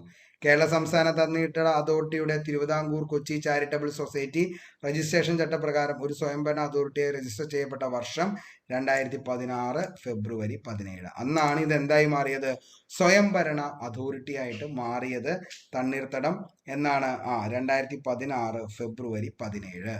സംസ്ഥാന തണ്ണീർത്തട അതോറിറ്റിയുടെ പ്രധാന പ്രവർത്തനങ്ങൾ: സംസ്ഥാനത്തെ തണ്ണീർത്തടങ്ങളുമായി ബന്ധപ്പെട്ട പദ്ധതി രൂപീകരണം, സമഗ്ര വികസന സംരക്ഷണ പദ്ധതി നടപ്പാക്കൽ, ഗവേഷണം, അവബോധ പരിപാടികൾ, വിഭവ സമാഹരണം. ഇതൊക്കെയാണ് സംസ്ഥാന തണ്ണീർത്തട അതോറിറ്റിയുടെ പ്രധാന പ്രവർത്തനങ്ങൾ എന്ന് പറയുന്നത്. കേന്ദ്ര സർക്കാരിന്റെ 2017 തണ്ണീർത്തട സംരക്ഷണവും പരിപാലനവും ചട്ടത്തിലെ സെക്ഷൻ 5 പുതിയ സംസ്ഥാന തണ്ണീർത്തട അതോറിറ്റിയുടെ കേരളത്തിലെ നിലവിൽ വന്ന വർഷം 2017 ഡിസംബർ 28. പ്രസ്തുത തണ്ണീർത്തട അതോറിറ്റിയുടെ ചെയർപേഴ്സൺ പരിസ്ഥിതി വകുപ്പ് മന്ത്രിയാണ്. പ്രസ്തുത തണ്ണീർത്തട അതോറിറ്റിയുടെ വൈസ് ചെയർപേഴ്സൺ സെക്രട്ടറിയാണ്. ലോക തണ്ണീർത്തട ദിനം എന്നാണ് ചോദിച്ചാൽ ഒത്തിരി തവണ ചോദിക്കാറുണ്ട്. ലോക തണ്ണീർത്തട ദിനം എന്നാണ് ഒത്തിരി തവണ ചോദിച്ച ചോദ്യമാണ്. ഫെബ്രുവരി 2 ലോക തണ്ണീർത്തട ദിനം. ഫെബ്രുവരി 2. 2024 ലോക തണ്ണീർത്തട ദിനത്തിന്റെ പ്രമേയം എന്താന്ന് ചോദിച്ചാൽ വെറ്റ്ലാൻഡ്സ് ആൻഡ് ഹ്യൂമൻ വെൽബീയിങ്. ഓർത്തു വച്ചോട്ടോ, ഒരു മാർക്കാണ് ചോദിക്കാം. 2024 ലോക തണ്ണീർത്തട ദിനത്തിന്റെ പ്രമേയം എന്താന്ന് ചോദിച്ചാൽ മക്കളെ wetlands and human wellbeing. Wetlands and human wellbeing ആണ് 2024 ലോക തണ്ണീർത്തട ദിനത്തിന്റെ പ്രമേയം. 2023 തണ്ണീർത്തട ദിനത്തിന്റെ പ്രമേയം വെറ്റ്ലാൻഡ് ആൻഡ് റീസ്റ്റോറേഷൻ. അപ്പോൾ വെറ്റ്ലാൻഡ് ആൻഡ് റീസ്റ്റോറേഷൻ ആണ് 2023 വെറ്റ്ലാൻഡ്സ് ആൻഡ് റീസ്റ്റോറേഷൻ. അടുത്തത് 2022 ലോക തണ്ണീർത്തട ദിനത്തിന്റെ പ്രമേയമാണ് wetlands action for people and nature. Wetlands action for people and nature. ഇനി 2020 ലോക തണ്ണീർത്തട ദിനത്തിന്റെ പ്രമേയം വെറ്റ്ലാൻഡ്സ് ആൻഡ് ബയോഡൈവേഴ്സിറ്റി. അപ്പോൾ വെറ്റ്ലാൻഡ്സ് ആൻഡ് ബയോഡൈവേഴ്സിറ്റി. ഇനി 2021 ആണെങ്കിൽ ഏതാണ്? Wetlands and water. Wetlands and water. അപ്പൊ നമ്മൾ ഇത്തരം കാര്യങ്ങളാണ് പറഞ്ഞത്. ലോക തണ്ണീർത്തട ദിനം എന്നാണ് ആചരിക്കുന്നത് എന്ന് ചോദിച്ചാൽ മക്കളെ ഫെബ്രുവരി 2 ലോക തണ്ണീർത്തട ദിനം. ഫെബ്രുവരി 2. 2024 പ്രമേയം എന്താണെന്ന് ചോദിച്ചാൽ wetlands and human wellbeing. Wetlands and human wellbeing. അടുത്തത് 2023 വെറ്റ്ലാൻഡ്സ് റീസ്റ്റോറേഷൻ. അടുത്തത് wetlands action for people and nature. അടുത്തത് wetlands and water, wetlands and biodiversity. ഇത്രയാണ് എന്തിൻ്റെ ലോക തണ്ണീർത്തടവുമായി ബന്ധപ്പെട്ട് 2020 മുതൽ 2024 വരെയുള്ള പ്രമേയങ്ങൾ. ഓർത്തു വച്ചോ, 1 മാർക്ക് നമുക്ക് കിട്ടും. പ്രസ്തുത തണ്ണീർത്തട അതോറിറ്റിയുടെ മെമ്പർ സെക്രട്ടറി പരിസ്ഥിതി കാലാവസ്ഥ വ്യതിയാന വകുപ്പ് ഡയറക്ടറാണ്. കേരളത്തിലെ മുഴുവൻ തണ്ണീർത്തടങ്ങളുടെയും മാപ്പ് തയ്യാറാക്കുന്നത് കേരള സംസ്ഥാന തണ്ണീർത്തട അതോറിറ്റിയാണ്. ഓക്കെ, കേരള നെൽവയൽ തണ്ണീർത്തട സംരക്ഷണ നിയമം നിലവിൽ വന്ന വർഷം ഓർത്തു വച്ചോട്ടോ, 2008 ഓഗസ്റ്റ് 11 കേരള നെൽവയൽ തണ്ണീർത്തട സംരക്ഷണ നിയമം നിലവിൽ വന്നത് 2008 ഓഗസ്റ്റ് 11. 2003 കേന്ദ്ര സർക്കാർ നടപ്പിലാക്കിയ തണ്ണീർത്തട സംരക്ഷണ പദ്ധതിയാണ് ഹരിയാലി നീർത്തട പദ്ധതി എന്ന് പറയുന്നത്. അപ്പോൾ 2003 കേന്ദ്ര സർക്കാർ നടപ്പിലാക്കിയ തണ്ണീർത്തട സംരക്ഷണ പദ്ധതിയാണ് ഹരിയാലി നീർത്തട പദ്ധതി എന്ന് പറയുന്നത്. ഇനി എന്തൊക്കെയാണ് തണ്ണീർത്തടങ്ങളുടെ പ്രയോജനങ്ങൾ എന്തൊക്കെയാണെന്ന് ചോദിച്ചു കഴിഞ്ഞാൽ എന്തൊക്കെയാണ്? ഒന്നാമത്തെയാണ് തണ്ണീർത്തടങ്ങളുടെ പ്രധാനപ്പെട്ട പ്രയോജനങ്ങൾ. വെള്ളപ്പൊക്ക നിയന്ത്രണം. വെള്ളപ്പൊക്കത്തെ നമുക്ക് എന്ത് ചെയ്യാം? നിയന്ത്രിക്കാനായിട്ട് പറ്റും. വെള്ളപ്പൊക്ക നിയന്ത്രണം. ഭൂഗർഭജല വിധാനമുയർത്തൽ. ഭൂഗർഭജല വിധാനമുയർത്തൽ. തീരസംരക്ഷണം, ജൈവ വൈവിധ്യത്തിന്റെ കലവറ. തീര സംരക്ഷണവും ജൈവ വൈവിധ്യത്തിന്റെ കലവറ. ജലത്തിന്റെ ഗുണനിലവാരം ഉയർത്തൽ. ജലത്തിന്റെ ഗുണനിലവാരം ഉയർത്തൽ. തണ്ണീർത്തട വിഭവങ്ങൾ. അടുത്തത് തണ്ണീർത്തട വിഭവങ്ങൾ. സാംസ്കാരിക മൂല്യം. സാംസ്കാരിക മൂല്യം. പോഷക ചംക്രമണം. അതേപോലെ തന്നെ സസ്യജന്തുജാലകങ്ങളുടെ സസ്യജന്തുജാലങ്ങളുടെ സ്വാഭാവിക ആവാസ വ്യവസ്ഥ. സ്വാഭാവിക ആവാസ വ്യവസ്ഥ. ഇത്രയാണ് തണ്ണീർത്തടങ്ങൾ കൊണ്ടുള്ള പ്രയോജനങ്ങൾ എന്ന് പറയുന്നത്. ഒന്നുകൂടി പറയാം. വെള്ളപ്പൊക്ക നിയന്ത്രണം, ഭൂഗർഭ ജല വിധാനമുയർത്തൽ, തീരസംരക്ഷണം, ജൈവ വൈവിധ്യ കലവറ, ജലത്തിന്റെ ഗുണനിലവാരം ഉയർത്തൽ, തണ്ണീർത്തട വിഭവങ്ങൾ, സാംസ്കാരിക മൂല്യം, പോഷക ചംക്രമണം, സസ്യജന്തുജാലങ്ങളുടെ സ്വാഭാവിക ആവാസ വ്യവസ്ഥ. ഈ 8 കാര്യങ്ങളാണ് തണ്ണീർത്തടങ്ങൾ കൊണ്ട് നമുക്കുള്ള ഏറ്റവും വലിയ പ്രയോജനങ്ങൾ എന്ന് പറയുന്നത്. അപ്പോൾ ഇത്രയും കാര്യങ്ങളാണ് തണ്ണീർത്തടങ്ങളുമായി ബന്ധപ്പെട്ട് നമുക്ക് പഠിക്കാനുള്ളത്. അതായത് ഉപരിതല ജലം സംഭരിക്കപ്പെടുന്ന സ്വാഭാവിക ഇടങ്ങളെയാണ് തണ്ണീർത്തടങ്ങൾ എന്ന് പറയുന്നത്. അപ്പോൾ തണ്ണീർത്തടങ്ങൾ എന്ന് പറയുമ്പോൾ എന്താണ്? നിലവില് തണ്ണീർത്തടങ്ങൾക്കുള്ള ഉദാഹരണങ്ങളാണ് വയലുകള്, കുളങ്ങള്, അതേപോലെ തന്നെ ചതുപ്പ് നിലങ്ങള്.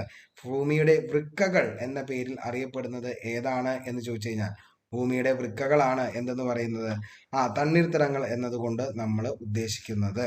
ഓക്കെ, ഇനി നമ്മൾ പറഞ്ഞു കേരള സംസ്ഥാന തണ്ണീർത്തട അതോറിറ്റി നിലവിൽ വന്നതും അതിൻ്റെ കാര്യങ്ങളും ഒക്കെ നമ്മൾ വളരെ വ്യക്തമായിട്ട് പറഞ്ഞ് കംപ്ലീറ്റ് ചെയ്തതാണ്. അപ്പോൾ എല്ലാവർക്കും അത് മനസ്സിലായി എന്ന് കരുതുന്നു.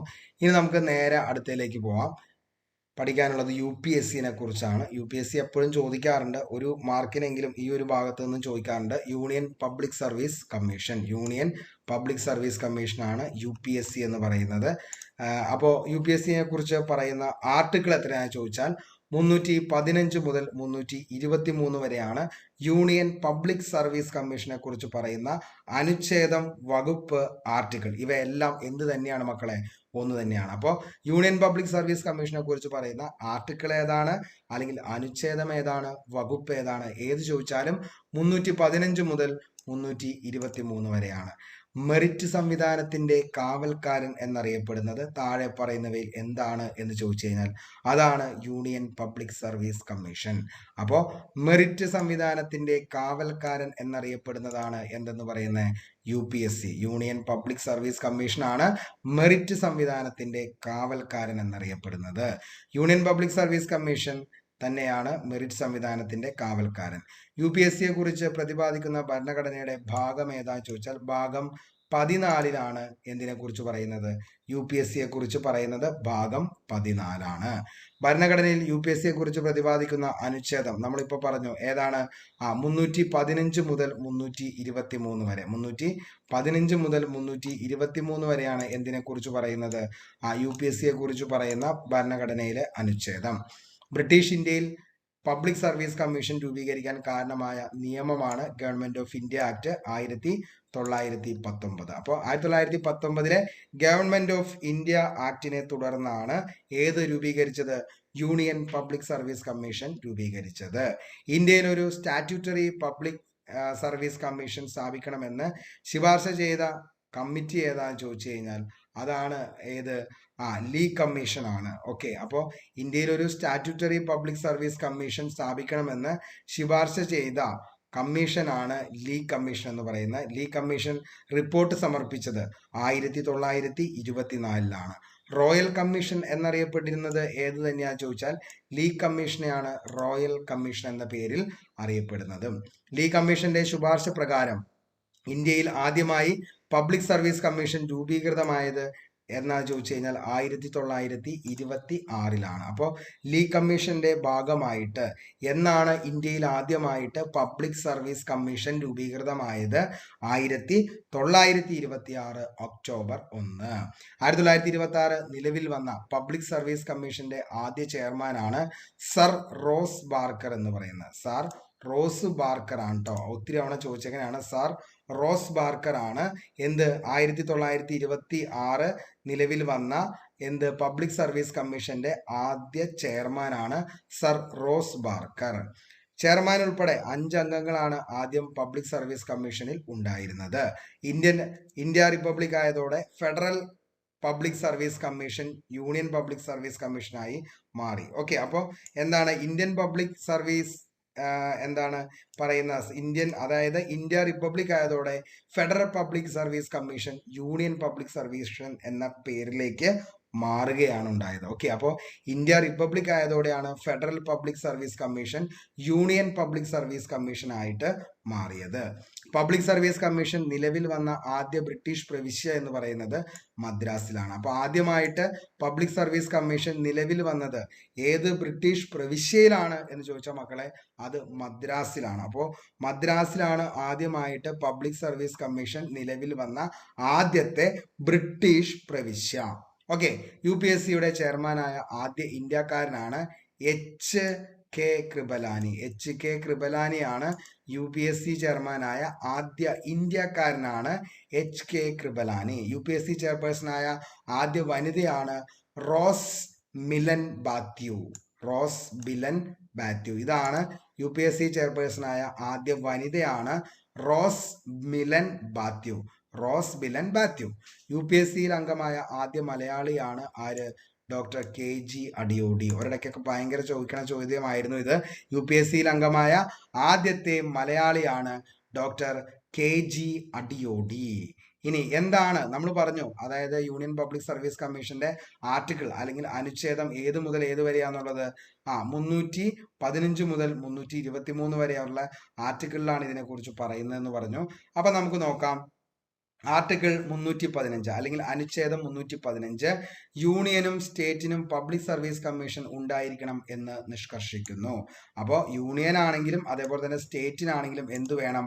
പബ്ലിക് സർവീസ് കമ്മീഷൻ വേണമെന്ന് നിഷ്കർഷിക്കുന്നതാണ് ആർട്ടിക്കിൾ വകുപ്പ് അല്ലെങ്കിൽ അനുച്ഛേദം 315.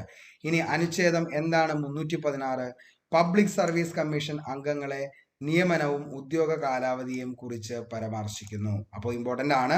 പബ്ലിക് സർവീസ് കമ്മീഷൻ അംഗങ്ങളുടെ നിയമനവും ഉദ്യോഗ കാലാവധിയെയും കുറിച്ച് പരാമർശിക്കുന്നതാണ് ആർട്ടിക്കിൾ 316.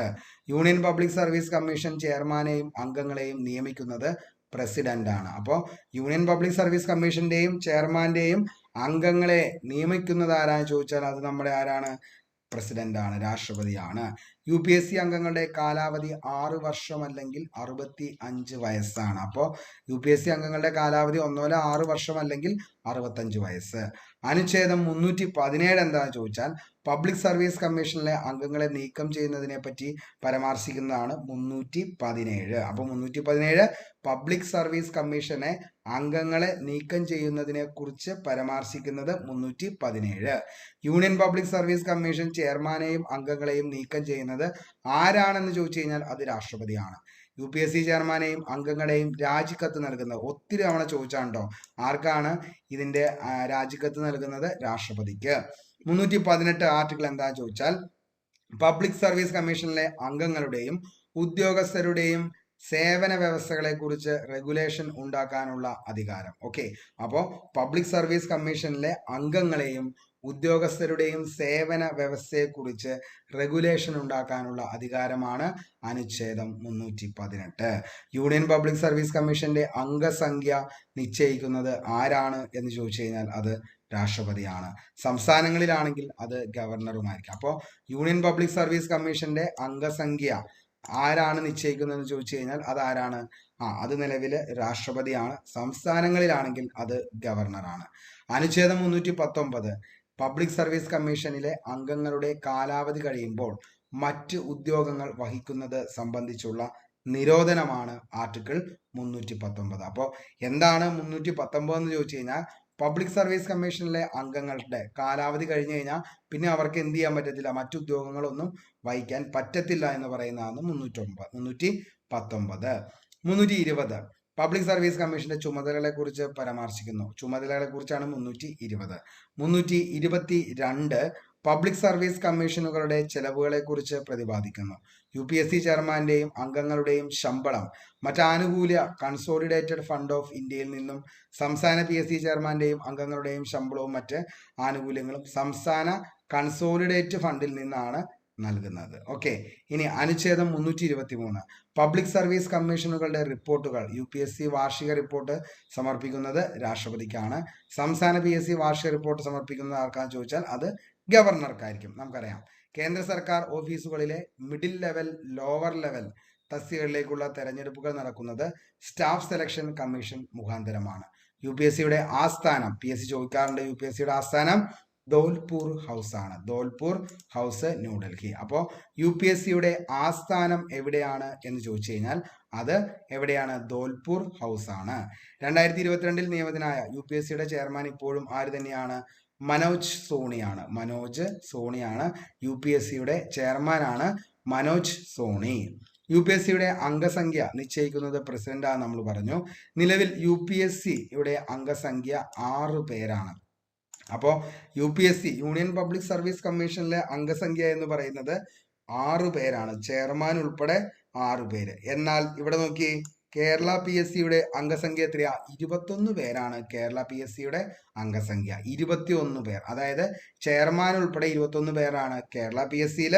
ഇനി അവിടെ കാരണം അതായത് UPSCയിൽ എത്രയാണെന്ന് ചോദിച്ചാൽ അത് 6 പേരുമാണ്.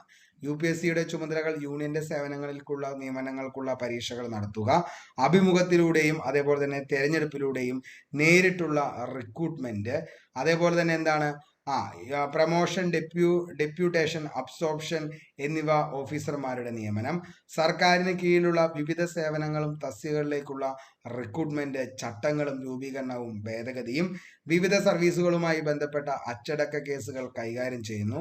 ഇന്ത്യൻ പ്രസിഡന്റ് സമീപിക്കുന്ന ഏത് കാര്യത്തിലും സർക്കാരിനെ ഉപദേശിക്കുന്നു. ഇതൊക്കെയാണ് UPSCയുടെ ചുമതലകൾ. അതായത് യൂണിയൻ പബ്ലിക് സർവീസ് കമ്മീഷന്റെ എന്താണ് ചുമതലകൾ എന്തൊക്കെയാണെന്ന് ചോദിച്ചാൽ ഈ കാര്യങ്ങളൊക്കെയാണ്. അപ്പോൾ ഇത്രയും കാര്യങ്ങളാണ് നമുക്ക് ഇന്നത്തെ ക്ലാസ്സിൽ UPSC union public service commission article 315 to 323 ഏത് ഭാഗം? 14 ഭാഗത്തിൽ വരുന്നു. ഗവൺമെന്റ് ഓഫ് ഇന്ത്യ ആക്ട് 1919 തുടർന്നാണ് വന്നത്.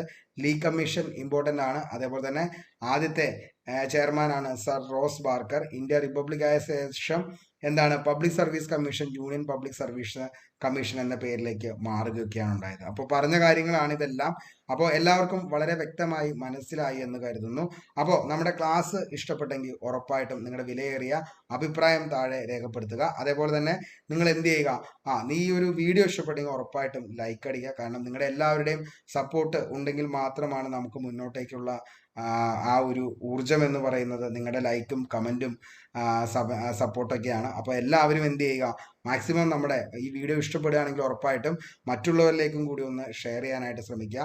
വീഡിയോയുടെ ലെങ്ത് കുറച്ച് കൂടുതലാണ്, ഒന്നും ചെയ്യാൻ പറ്റില്ല. കാരണം എന്താണ്, ഇത്രയും പോർഷൻസ് ആണ് നമ്മൾ കംപ്ലീറ്റ് ചെയ്തേക്കണം. മാക്സിമം നമുക്ക് എക്സാമിന് മുമ്പ് തീർത്ത് നമുക്ക് എന്ത് ചെയ്യാം, ഇതൊന്ന് റിവിഷൻ ചെയ്യാം എന്നുള്ള ആ ഒരു ഉദ്ദേശത്തോടു കൂടി തന്നെയാണ് ഇത് നമ്മൾ ചെയ്യുന്നത്. ഓക്കെ, അപ്പോൾ എല്ലാവർക്കും ഇന്നത്തെ വീഡിയോ ഇഷ്ടപ്പെട്ടു എന്ന് തന്നെ കരുതുന്നു. അപ്പോൾ ഇനിയും നമ്മുടെ ടെലഗ്രാം ഫാമിലിയിൽ ജോയിൻ ചെയ്യാത്ത ആരെങ്കിലും ഉണ്ടെങ്കിൽ ഉടൻ തന്നെ ജോയിൻ ചെയ്യുക. നോട്ട് അവിടെ അവൈലബിൾ ആയിരിക്കും. അതേപോലെ തന്നെ കൃത്യം 9 മണിക്ക് തന്നെ ക്വിസ് ഉണ്ടാവും നമ്മുടെ ക്വസ്റ്റ്യൻ ബോർഡ്. അപ്പോൾ അതിൻ്റെ അകത്തും ഒന്ന് പങ്കെടുക്കാനായിട്ട് ശ്രമിക്കുക. കാരണം നിങ്ങൾ പഠിച്ച കാര്യങ്ങൾ നിങ്ങൾ പഠിച്ചോ എന്നുള്ളത് നിങ്ങൾക്ക് ചെക്ക് ചെയ്യാനുള്ള ഏറ്റവും നല്ലൊരു അവസരം കൂടിയാണ് ക്വസ്റ്റ്യൻ ബോർഡ് എന്ന് പറയുന്നത്. കാരണം 50-60ഓളം ചോദ്യങ്ങളാണ് അന്നേരം നമ്മൾ ചോദിക്കുന്നത്. ആ ചോദ്യങ്ങൾക്കൊക്കെ കൃത്യമായിട്ട് നിങ്ങൾക്ക് ഉത്തരം നൽകാൻ പറ്റുകയാണെങ്കിൽ നിങ്ങൾ ഈ പോർഷൻ കംപ്ലീറ്റ് പഠിച്ചു എന്ന് തന്നെയാണ് അതിൻ്റെ അർത്ഥം. അപ്പോൾ അങ്ങനെ തന്നെ വേണം മുന്നോട്ടേക്കുള്ള പഠനം എന്ന് പറയുന്നത്. കാരണം പഠിക്കുക, നന്നായിട്ട് റിവിഷൻ ചെയ്യുക, അതേപോലെ തന്നെ എന്ത് ചെയ്യുക, എക്സാമുകൾ എഴുതുക. ഓക്കെ, അപ്പോൾ കഴിഞ്ഞ ദിവസങ്ങളിലൊക്കെ നമ്മുടെ വീഡിയോസ് കുറച്ച് ലേറ്റ് ആയിട്ടാണ് വരുന്നത്. കാരണം കണ്ടന്റ് ഭയങ്കര കൂടുതലായതുകൊണ്ടും നമുക്കിവിടെ നെറ്റിൻ്റെ ഒരു ഷോർട്ടേജും വന്നുകൊണ്ടാണ് നമുക്കത് അങ്ങനെ പറ്റുന്നത്. അപ്പോൾ അത് ആദ്യം തന്നെ എല്ലാവരോടും ഒന്ന് ക്ഷമ ചോദിക്കുകയാണ്. വീഡിയോസ് എല്ലാം നേരത്തെ തന്നെ എല്ലാം റെഡിയാണ്, പക്ഷേ ഇത് അപ്ലോഡ് ചെയ്യുമ്പോൾ വരുന്ന നെറ്റ് സ്ലോ ആണ്, അതുകൊണ്ടാണ് അങ്ങനെ ഒരു ബുദ്ധിമുട്ട് വരുന്നത്. അപ്പോൾ എല്ലാവരും മൊത്തമായിട്ട് കാണാനായിട്ട് ശ്രമിക്കുക. നമ്മൾ പഠിച്ച കാര്യങ്ങളൊക്കെ അടുത്തൊരു എക്സാമിലേക്ക് വരട്ടെ എന്ന സർവേശ്വരനോട് ആത്മാർത്ഥമായി പ്രാർത്ഥിച്ചുകൊണ്ട് ഇന്നത്തെ ഒരു സെക്ഷൻ ഇവിടെ വെച്ച് വൈൻഡപ്പ് ചെയ്യാണ്. അപ്പോൾ ചോദ്യങ്ങളുടെ ഉത്തരം ഞാൻ ഇടയ്ക്ക് ചോദിച്ചിരുന്നത് എന്താണെന്നുള്ളത്, അതിൻ്റെ ഉത്തരങ്ങൾ എന്ത് ചെയ്യുക, എല്ലാവരും കമൻറ്റ് ബോക്സിൽ ഒന്ന് രേഖപ്പെടുത്തുക. പുതിയൊരു വീഡിയോയുമായി നമുക്ക് വീണ്ടും കണ്ടുമുട്ടാം. Signing off, Arun Kombanadan. Thank you.